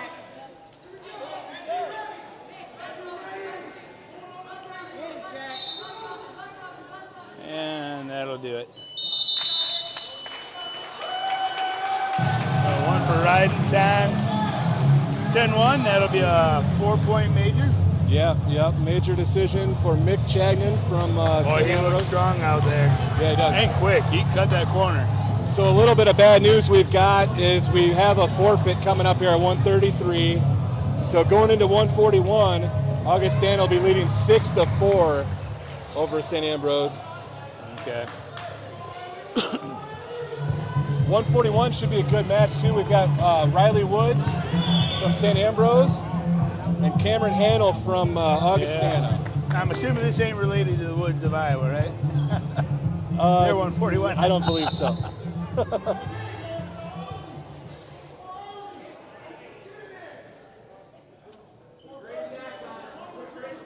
Riley Woods, another Illinois.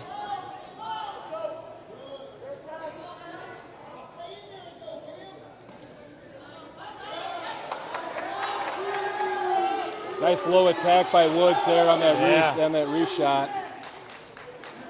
Both these guys Illinois wrestlers, so.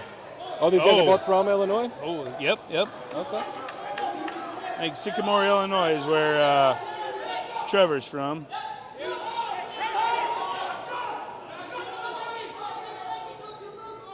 If I remember correctly, Dan Knight did a stint at Sycamore High School in coaching. Oh, really? I'm pretty sure.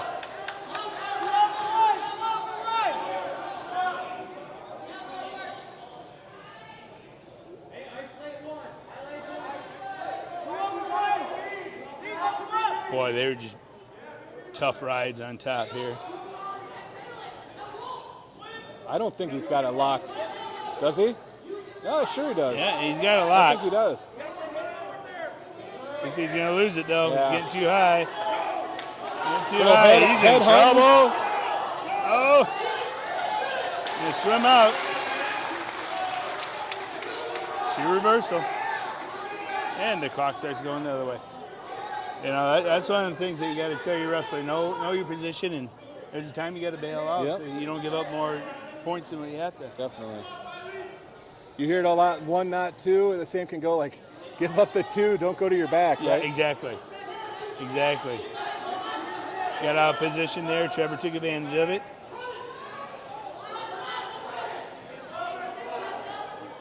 It looks like he's got a power half going, or no, he's got a half. I can't really tell if it's an arm bar. No, I didn't know what he had there. Looked like it was turning it. Couldn't get the angle where we're at.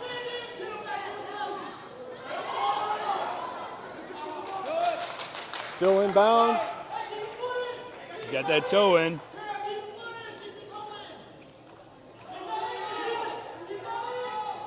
Oh, he's out now. Just about to race the riding time now. We're down to 3 seconds. Riding time for Woods at this point.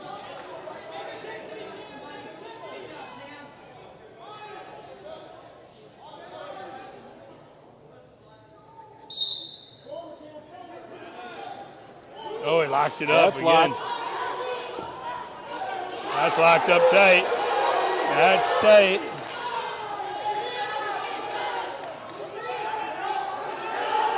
He's going to roll through it now. There's a roly-poly match we got going on. Got the 4 back that we talked about. Yeah. And got the leg in. Keep the arm back now. You're fine with the arm. Tuck the arm. Here we go. Short time to go. Got a 6-2 lead now.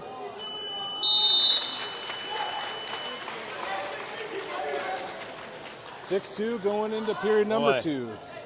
He came out, Woods came out firing quick, and I thought it was going to go one way. And then Tyler just keeps plugging away at it here. Yeah.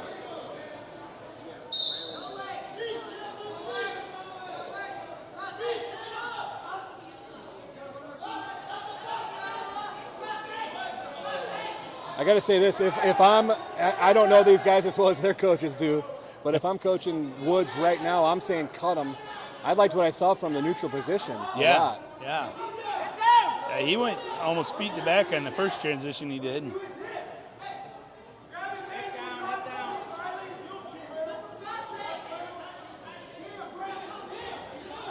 going to have to keep working here if he's going to want to get that forward back.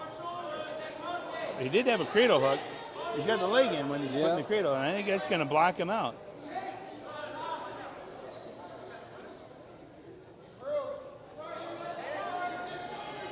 Hips dropping a little bit. Got to get that hip up. Tyler from Augie's pulling that up. He's going to raise that hip up. Get him out of position here. And there it goes. You're going to see 2. If he doesn't bail out, he's going to give out more than 2. Nice job. Nice job knowing your position.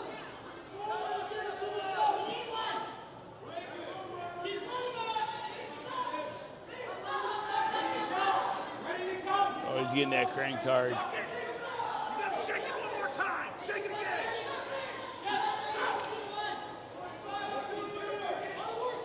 Augie's looking to try to get some of them team points back right now. There's a stall warning on That's Ambrose. for stalling for him, so that's just a warning. Don't think that'll be affecting us the rest of the way out.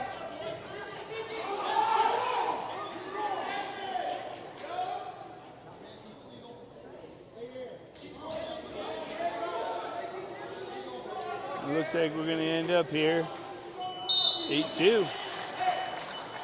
Augie takes 3 more points. Oh, I stand corrected.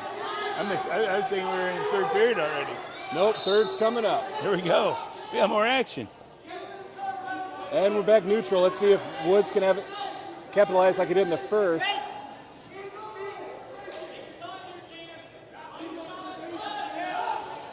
Cam Hamill with a shot. Woods defending well. He doesn't have anything.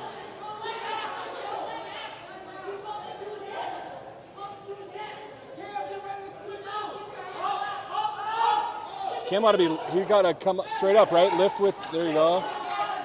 I'll go two hands on one leg.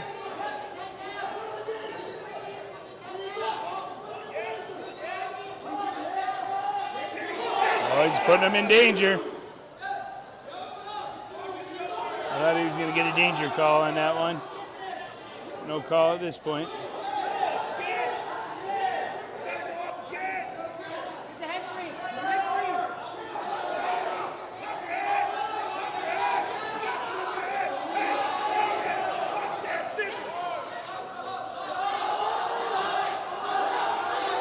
And we're still neutral. Yeah. Stalemate. Nothing. 6-point match, 46 seconds to go.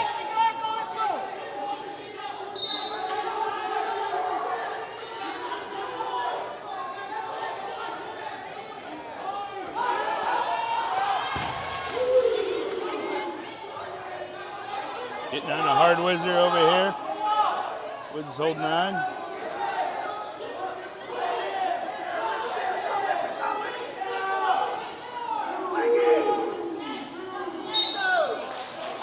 Out of bounds. Fresh start again.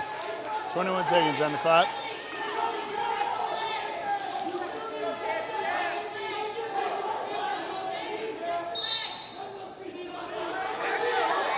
Boy, yeah, he'd be in there, man.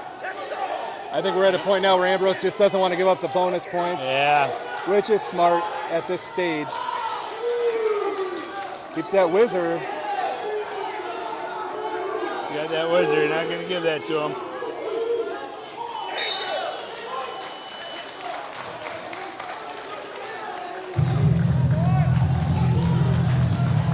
Cam Hannell with the regular decision for Augustana.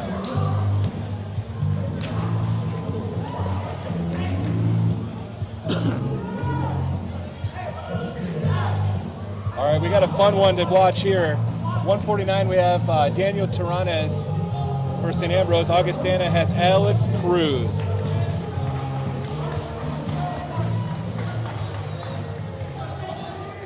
Daniel Taranes out of the Moline. Yep, Moline boy. One of 3 Taranes is on the St Ambrose team. Yep. I think he wrestled for Rudy, too, over there as well. Yep. We'll see Jaden Taranes here in a couple matches. At 165, Jaden Taranes is going to match up with former Alleman, now Augustana's Jack Padding. That'll be a good one.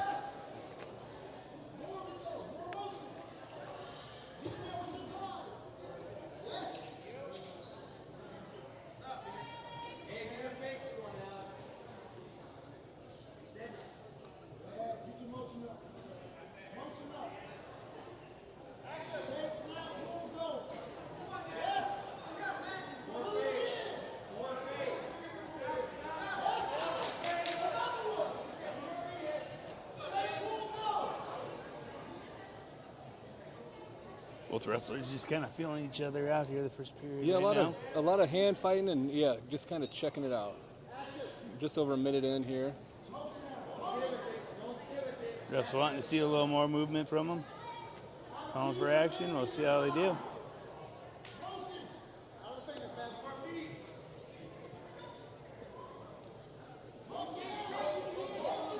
I see a lot more of that, Rob, in college level where they're getting that intertwine of fingers, like you do on freestyle. Is it just because the hand fighting is that much better? Or are they just trying to position? Or? I'll be honest, I haven't really noticed that difference, but I would say I'd say that has a lot to do with hand fighting. As you go up in the sport, your level of hand fighting definitely gets better. Absolutely.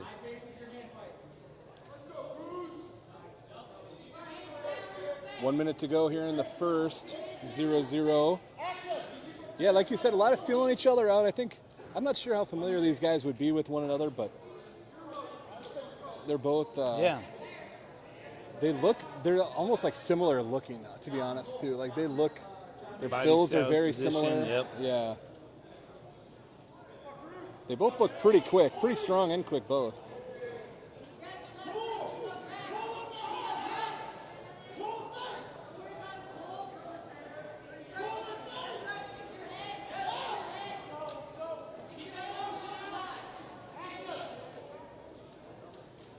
So I think this might be, is this Taranes one of his first drops down on the 149-pound weight class, right? Because it was showing him at 157 earlier this year. I think, I don't remember if he wrestled 157. He might have, but I know he wrestled. He bumped up for their wrestle off with their inner squad and wrestled Jaden. Okay. Oh! Time was just out.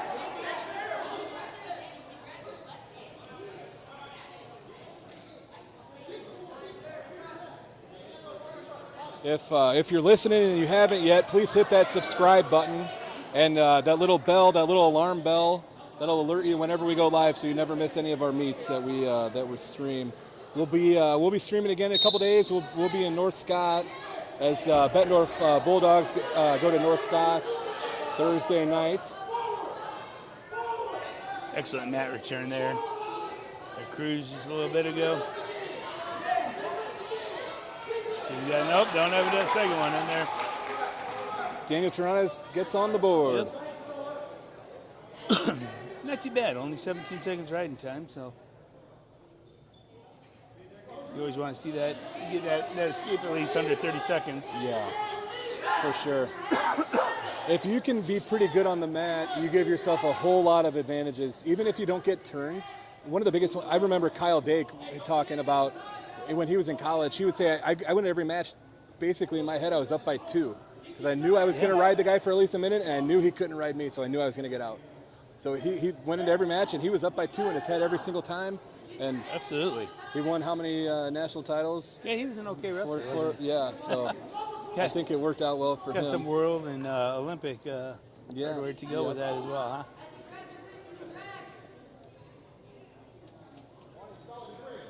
So Green gets a stall call, a stall warning there. Oh, he's in on another single. See if he can finish. Cruz got a pretty deep whizzer on there. Is he limp arm out on, or is he going to drive through? And we got a stalemate. Back up. Alex Cruz with a good whizzer there to defend. So Cruz got a stall call there. I'm not sure I saw it coming, but in fairness to the referee, I think we've had 2 shots total so far this match, and they both been from Daniel Taranas. Yep, both came on Taranas' corner, so just giving that look more, and he's in that one deep. He's calling that, he's giving him that takedown. I don't know, you guys be the judge in the comment section. Was that 2? Was that 2? I don't know. It was called 2, so it was 2. Called it 2, and then he opened up to get out of the leg, and they ended up taking a stalemate. So short which time. was also a very fast stalemate, but I guess maybe he wanted to give Cruz a couple seconds to try to get out. Otherwise, the period would have ended in that position. All right, so we got 7 seconds riding time in favor of Taranas. 3-0 match. Cruz chooses down. 3rd period. Chooses left side ride on him. Goes with a claw. Nice hand fighting with Cruz. Oh, he's cleared out earlier. We're going to tripod get his feet. Still grounded. Okay, now he's got to return to the mat. Whoa, a little kind of tripped the leg up to himself. Tried something a little different, make him think so he's not just going to walk out of there. Riding time not close to a factor currently. Nice shot by Cruz. Can he finish now?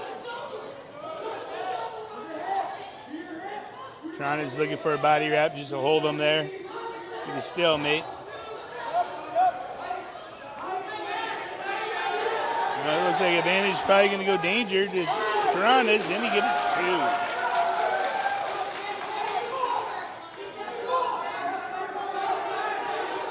He's at, nope. Had a crossface there for a second, but let it go.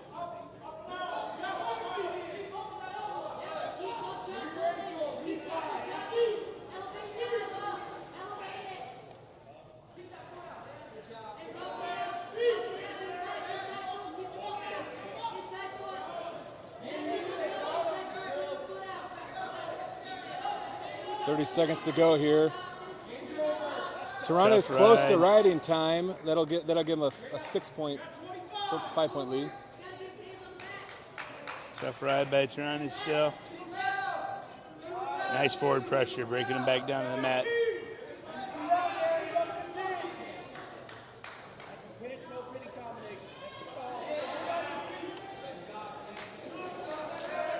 And smart ride. 5 seconds left.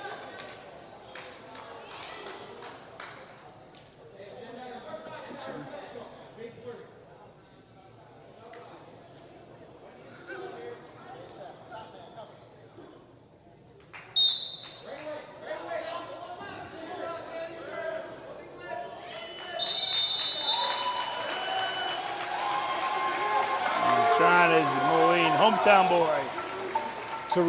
Daniel Taranas wrestled for Augustana before this year.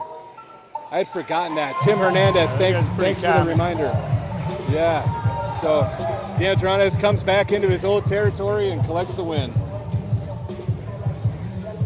Who are we here? We got Diego Machado, and Chase Clark.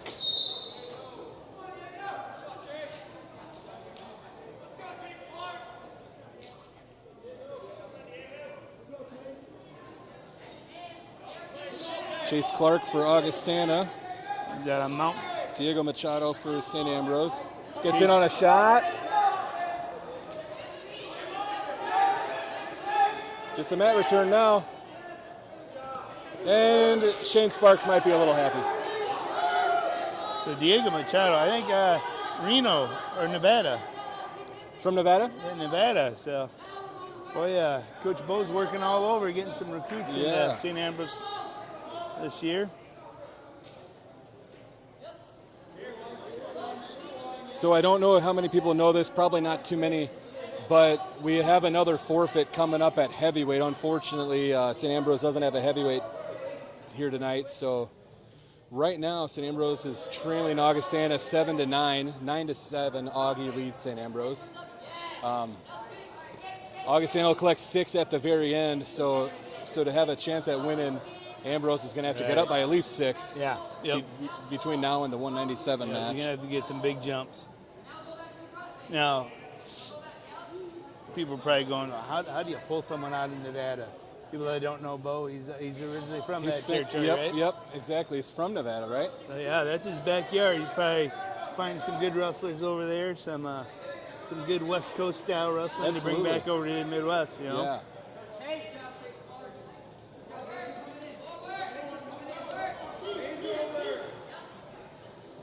Chase Clark, not too far from us, Mount Morris, Illinois. Tough riding there, but or tough on the bottom, but he just got to clear them wrists and get his base back to him.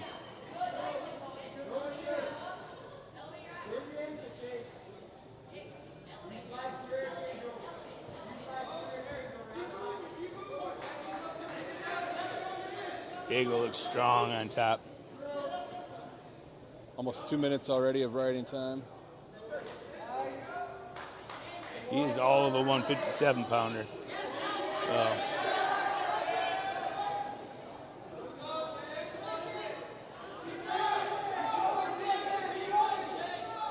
You can't see from this angle. Is he getting back yet? Or there it goes. And he got the 4 count. He's looking for that fall that you were talking about, Rob. Stretching him out. Oh, that is. A pin would be big for St. Ambrose He's here. going to come out the back door. From a team perspective. So gets the 4 back points and then a reversal for Chase Clark right at the end of the period. Yeah. Oh, we hate giving them up at the end. Yeah. So 6-2 going into the second. Diego Machado chooses neutral.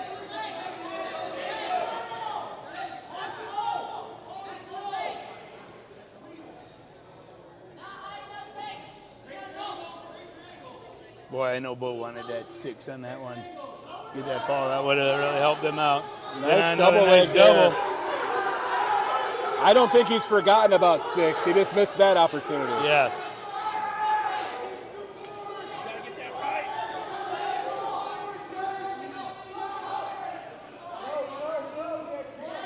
We're goes cross chest here.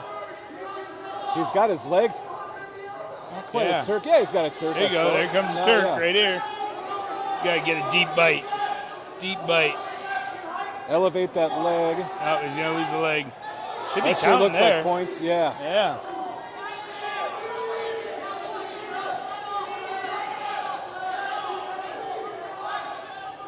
I guess about where they were the last time.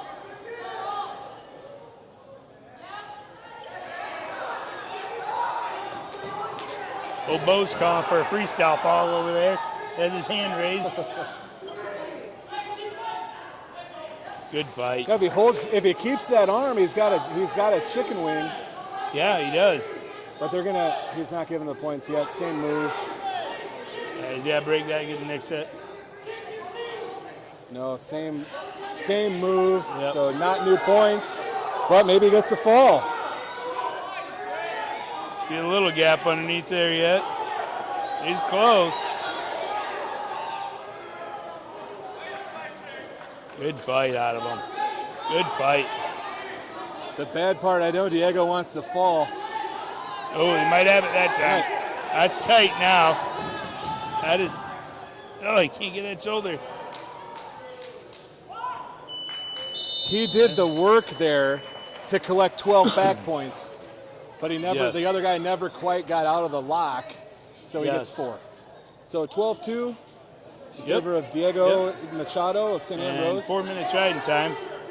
Chase got to take a deep breath, try to get his wind back after that. Yeah, that's a lot of work fighting off your back. Nice Good mat mat return. return.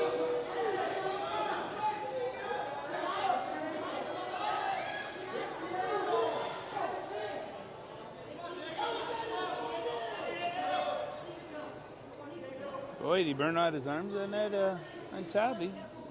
It's tiring. Yeah. Both positions there are tiring. Yeah, he's waiting a little longer than I would be to get out of there. Nope, and he gets a reversal. That's 14. So he's up 12 plus a 1 minute of guaranteed riding time. Yep, so he needs 2 more points to check this out.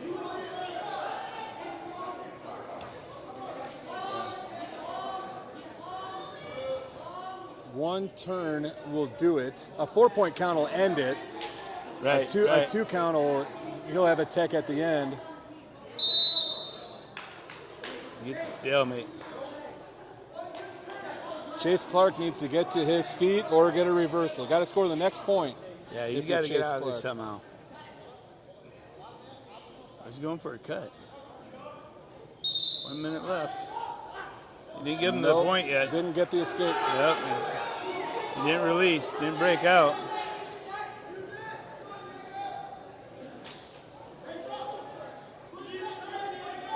I don't know if he doesn't know he didn't get that He may not. release on the 2. Score remains the same, 14-2.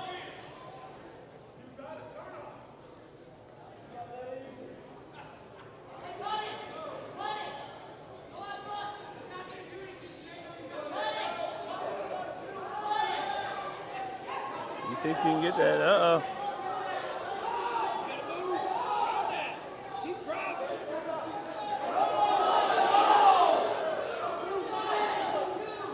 Woo! That was Got close. 10 seconds.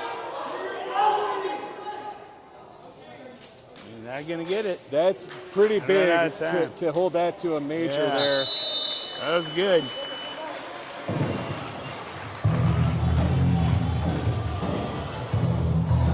All right. Well, hey, I think we know a couple of these guys here. Yeah, and I'm already smiling because Jack Padding's walkout music is Stone Cold Steve Austin's, and I love that. Here we go. Jaden Taranas for Ambrose, Jack Padding for Augustana, Moline versus Alleman, St Ambrose versus Augustana. Here we go at 165. I know these two rolled around a couple times when they were younger at Young Guns. no doubt. Let's see how we do here.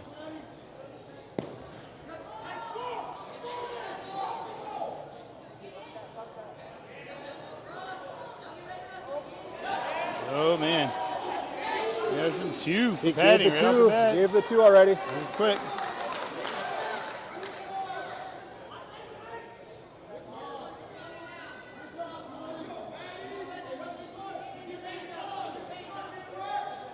Jack padding, one of the, I think there's a couple guys on the, but probably on each team this way, but a little bit of anomaly. Also plays football.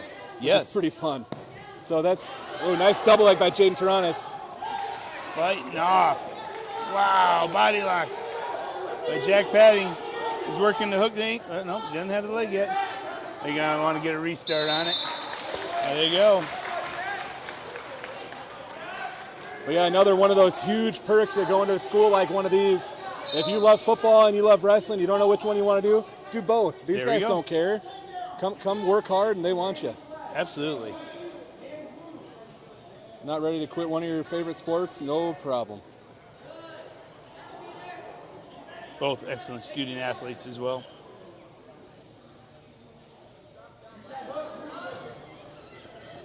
Oh, Nice throw by. that was slick. Very smooth. Taranis is feeling that pressure in on him. Took advantage of it. Padding keeps working, rolls right through. Gets the 2 back.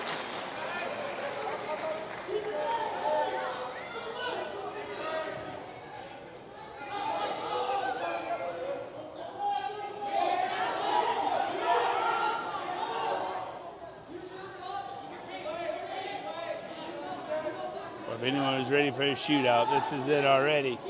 Yeah. Most no action I think we've doubt. seen all night. Some great wrestling. Good position.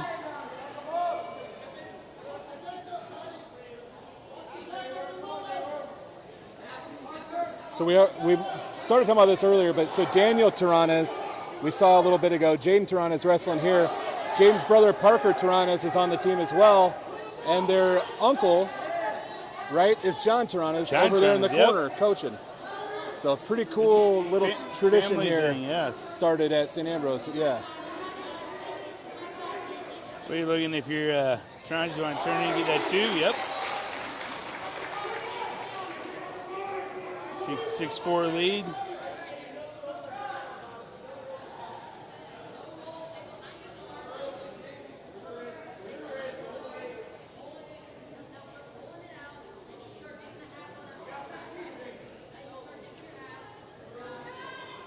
Ten seconds to go here in the first. A lot of action in the first 3 minutes. Absolutely. They're putting the points up on the board here. Slow down the last 10 seconds here, but here we go. Another quick reminder, again, Godfather's Pizza has donated 2 tickets to the Iowa-Illinois meet this Friday. We're giving them away on our Facebook, Twitter, and Instagram pages. Go ahead and enter on one or all 3 for 3 different chances to win. We'll draw Thursday at 5 p.m. The winner will be announced. Thank you to Godfather's Pizza for your support of Quad City area wrestling, but also, yeah, wrestling in general. It seems like I see Andy from Godfathers. I see him everywhere, man. I saw him at he was at the Donnybrook. I see him at Iowa Meets. Guy loves wrestling, and I love wrestling, and I love Godfather's Pizza too. So. Yep, and he's a great supporter of his community and his wrestlers. So. Absolutely. Another nice takedown for Jaden Taranis. Saw Jack drop down an ankle trying to go funk on him, but Taranis knew the counter.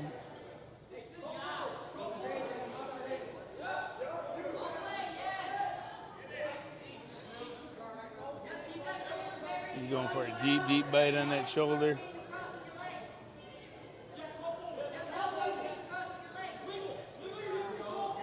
Thinking that was the wrong way with that. He was working for a turkey. He was going the wrong way on it, but yeah, that's what I was thinking. Probably not going to get that turned that way, but that's all right. It's a good ride. Once again, building up ride. He just hit the 1 minute mark on riding time.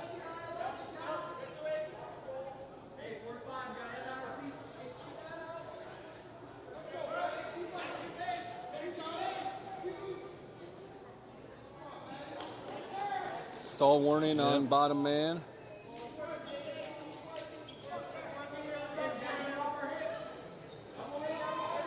Oh, Taranis got a nice tilt there. Got a 2 point. Looked like a two swipes there. Keeps going. Yep. He's going to keep his foot in, right out the last 10 seconds. Yeah, might as well.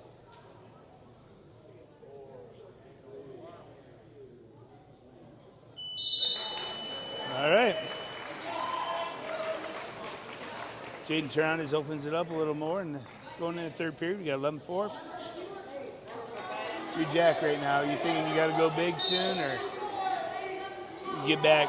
Yeah, down down 7-8 with the righty point. Boy, he is dropping that single.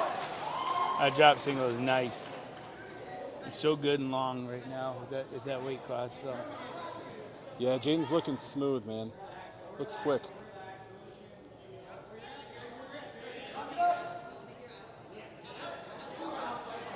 Jay's working a little bow and arrow.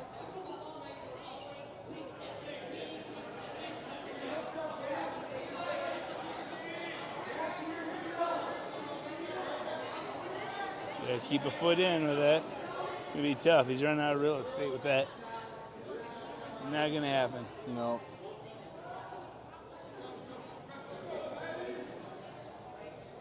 See Coach Bentonson there in the squat position, Yep. as close as he can get to coach. Advise his wrestlers. He will hear his wrestler there. Or his wrestler will hear him.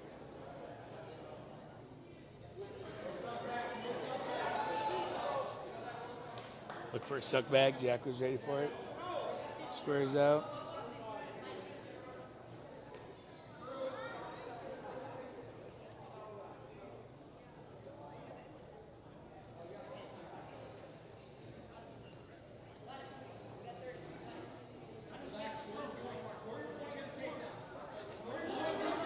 All right.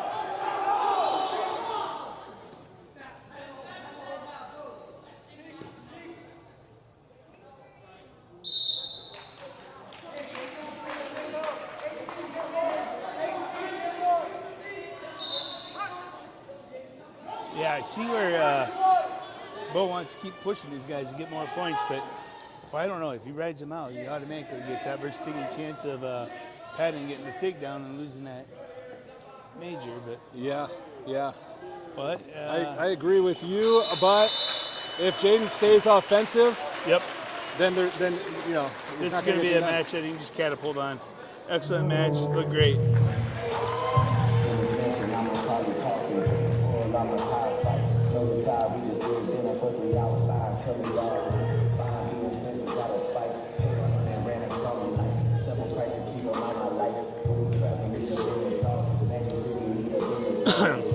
Now this one that we could, I'm not sure which one we had for Ambrose. Could have been Chris Bridges or I think that's Chris Bridges. I think it's Chris Bridges for Ambrose and Vinny Quercia Grossa. so Chris from Assumption. For Got to see his Augustana. alma mater wrestle earlier today, right? Absolutely.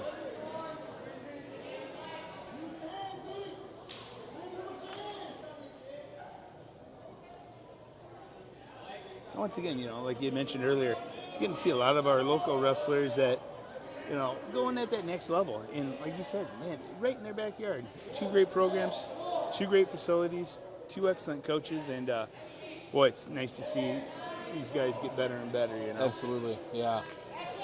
Both programs growing a whole lot. Augustana recently, like you mentioned earlier, they do have a women's program now. Ambrose definitely has plans for it. I know in the wrestling facility they have a women's locker room. Yes. But I don't know what the projected date is, but there's women's wrestling coming to St Ambrose.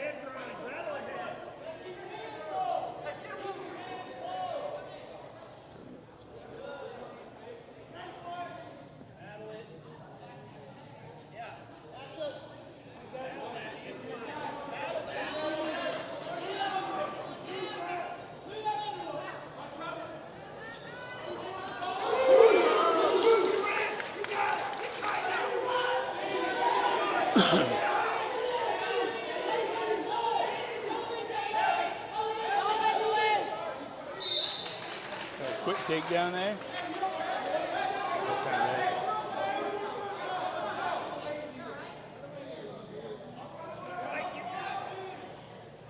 it'll. There, we got our clock back so you can see that. Oh, quick turnout. Should get his one.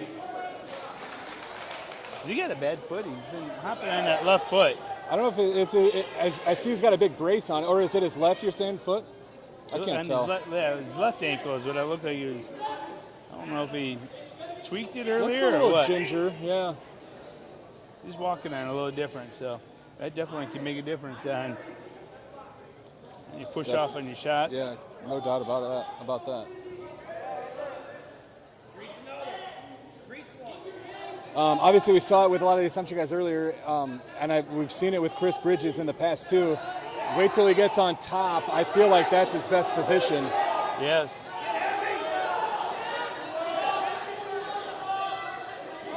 He's probably even more of the old school Assumption crab ride. Pete Bush would have been his coach at Assumption. Yeah, when Pete Bush was there, if you're wrestling the Assumption guy back then, you better learn how to defend that crab ride.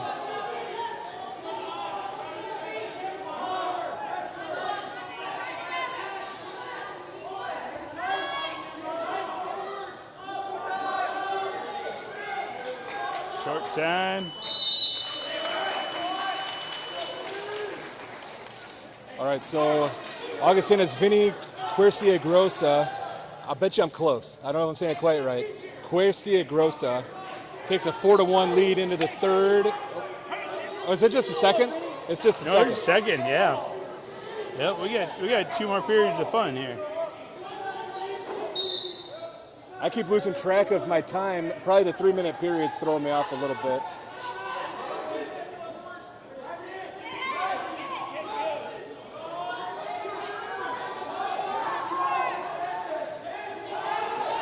Oh, he's working that leg.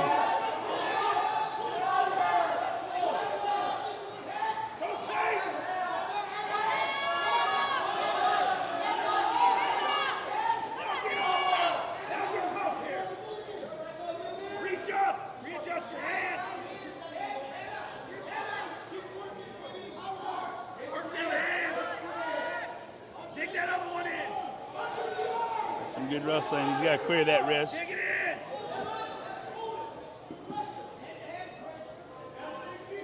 Keep toe picking. Toe pick. Keep toe picking. Not a whole lot of action right now. I thought we'd be a. He's talking to the bottom guy right now. Tell him he's got to get moving.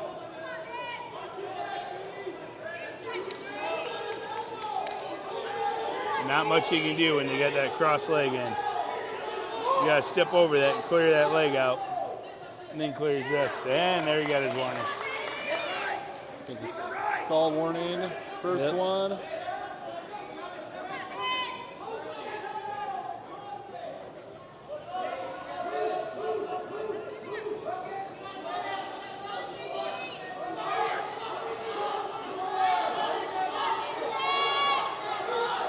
There he goes, and he's out.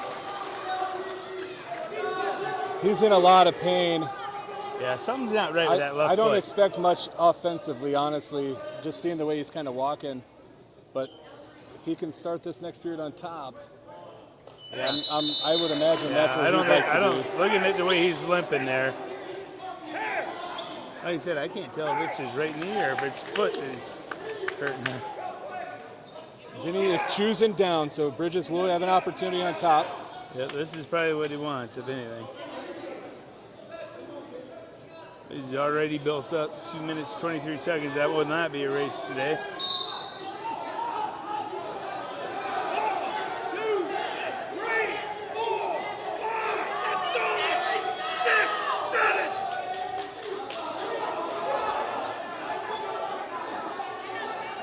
Yeah, he's just not able to get into that position to get the crab ride. Yeah, now it's Tony's turn to be close. for Yeah. instruction.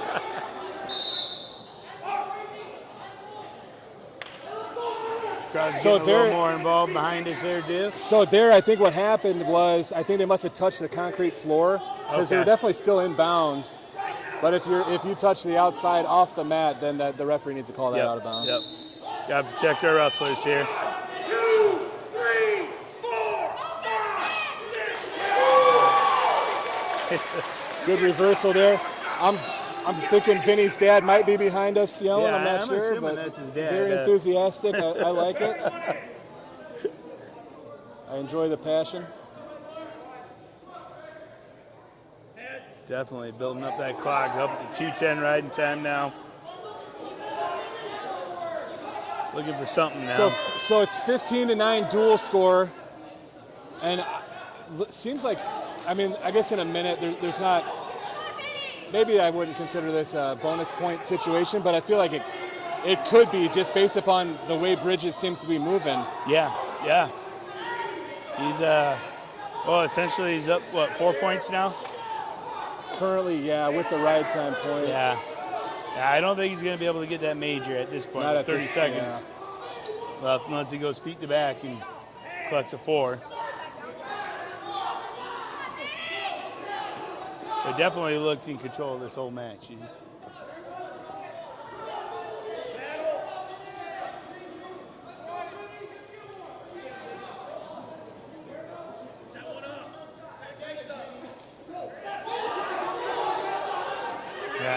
I don't know. Chris just something doesn't look right with him today. I don't know if it's that knee brace, that big knee brace he's got, or left foot, but he just was not moving well on his feet today. That's all right.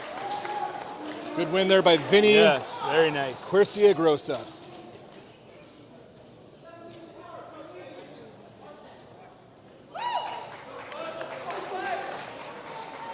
I'm going to do a quick shout out. I know she can't hear me, but maybe she'll hear this later. My wife, Christine Hill, is taking pictures for us here tonight. She's been taking a lot of pictures this year for QCA Wrestle.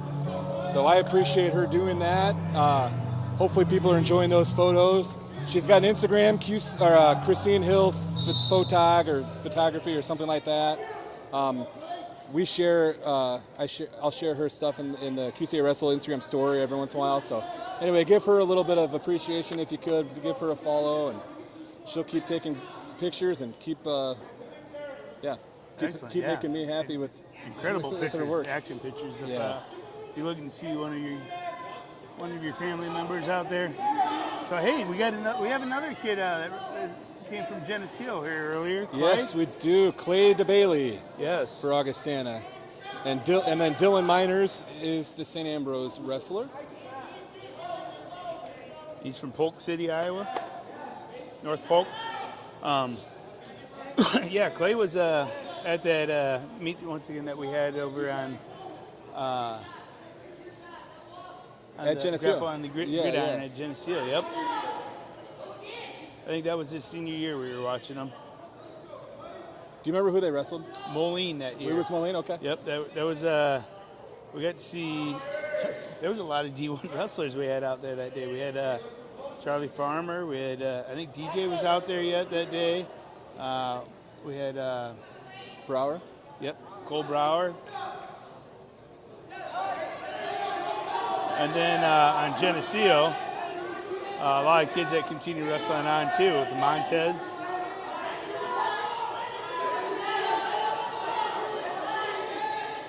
Now he's got to get that foot to the ground. Keep fighting, keep fighting. Oh, bailed out.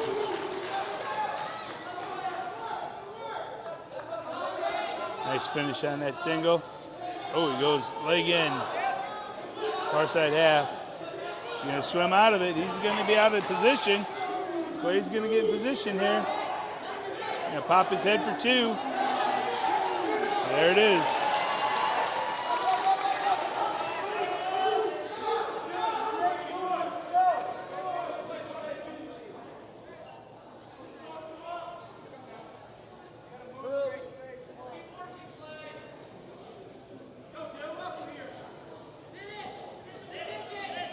Tries getting the leg in, gets caught coming in. You got to stop that. You're going to stop that.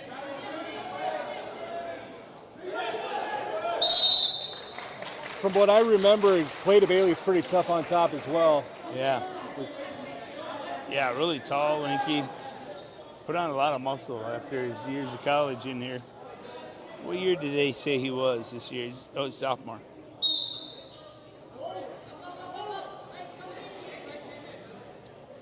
Yeah, but Tony had nothing but good things to say about him last year. He's so long. He's just cranking on that. Yep. You lose that arm. Scoot the hips up. You got to get them hips scooted up. Nope. It was a late takedown. Just missing getting back points.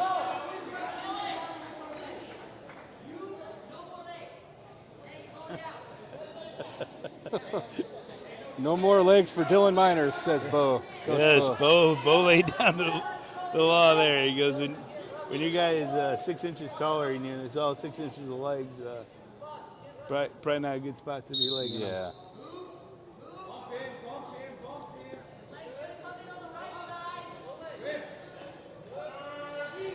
Hard mat return. I've said it several times. Shane Sparks would be proud of that one. Shane Sparks.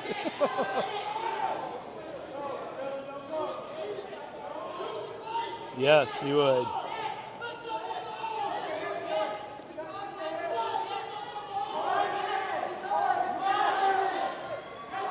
Let's see what goes on here. Oh, he's up in the defensive pin. He's looking for a defensive pin. He's in danger. He's getting danger points. I don't know which way he went with the swipe. Oh, he's only one escape. I am confused. I don't think I understand the scoring yet. The coaches don't either. He's got a cradle locked up, and I have no clue what the scoring is right now. The people on the board don't know what the scoring is. It's still the same at 4-2. In the meantime, Dylan Miners is like, I don't care what the score is. I got a cradle. That was total suicide cradle. Gave him 2 near fall there.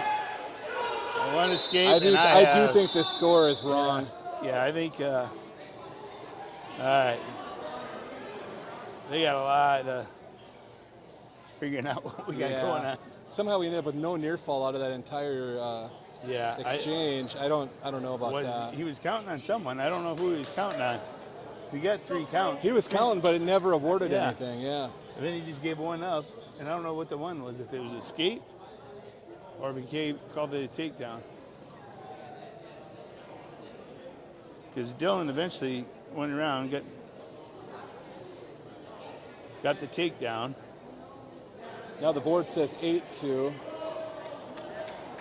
That would be, so then Dylan must have gotten those back points. All right, so they're calling that, he called them in danger points. They put Clay in danger and gave him them points. Oh, it was just about a defensive reversal. fall. Yeah, that was close. That was. If he would have hit the mat there, nobody could have complained about that. I'll say that much. Yeah, that was definitely a scary moment. Scary moment if you're from Augie. Yeah.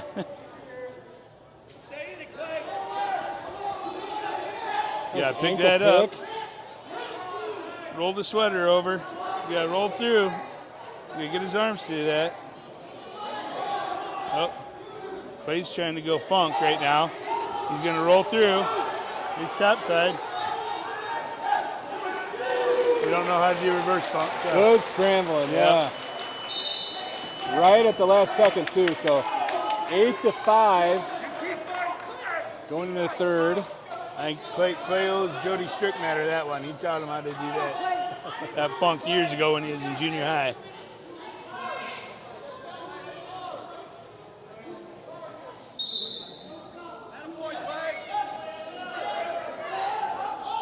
Yep. So he's going for a standing switch. Got the leg. Right now, Dylan's got scoot, scoot, scoot. Get them hips up. You cannot leave them hips on the ground. Or you just got to lock up right now and hope for a stalemate.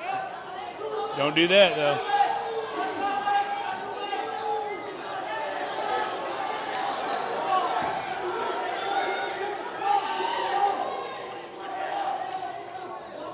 I thought that was going to be DeBailey's points for sure there. Way to wrestle through by Miners.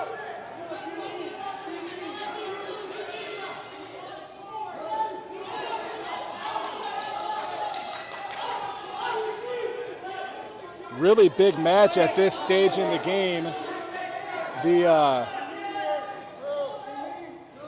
If Ambrose continues and finishes this, gets this win, the whole meet's going to come down to 197. It will. You're absolutely right. Oh, he bails out. 19 seconds. Right now, you just got to be smart. Don't give up. Give up your single. Don't give up more than that. Yeah, you can give up 2 here and be okay. You cannot go to your back, though. Got the 2. For 1 point.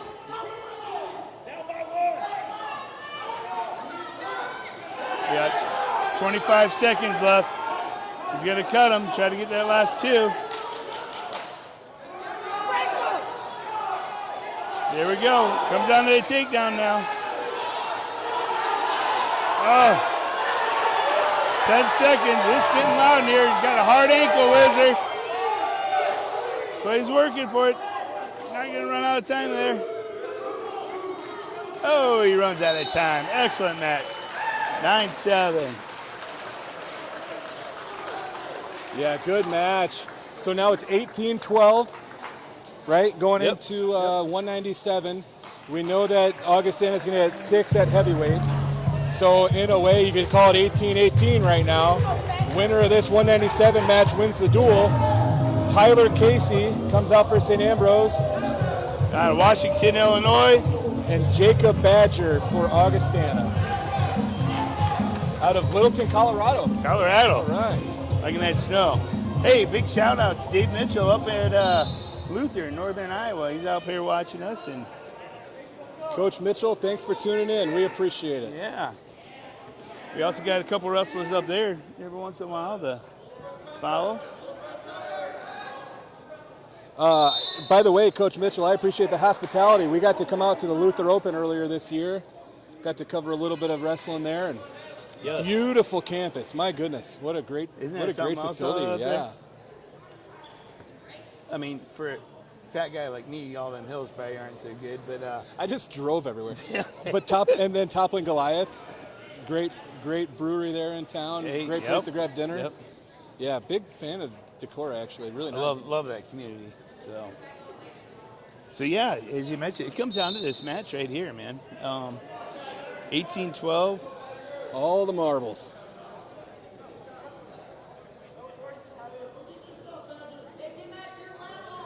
Really don't have a whole lot of information on either one of these guys.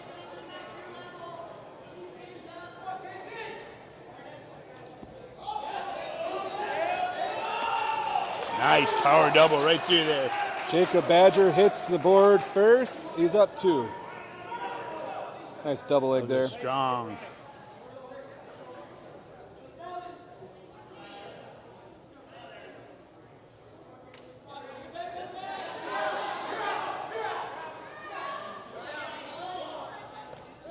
Starting to count on the legs.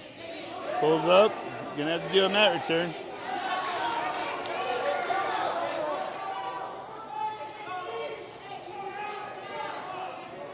That's Tyler Casey. He's got some trunks on for legs on him, man. Yeah, you think he hits the squat rack a little Yeah, bit? I don't think he misses leg days. Yeah.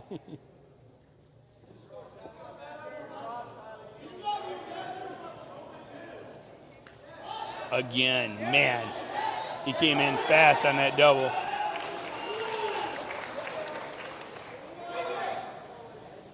Beautiful.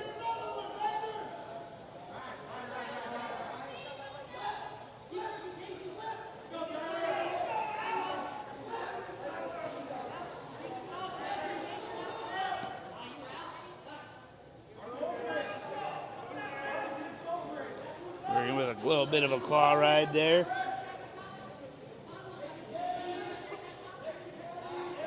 Working up, and he hits the 1 minute on the ride time. Up 4-1. Big step. Oh!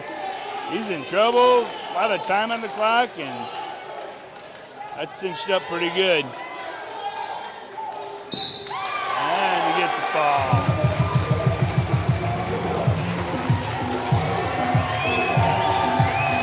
Rowdies up the crowd. Augustana fans have got to be happy. What a good Redeemed duel. that loss from last year at the Beehive.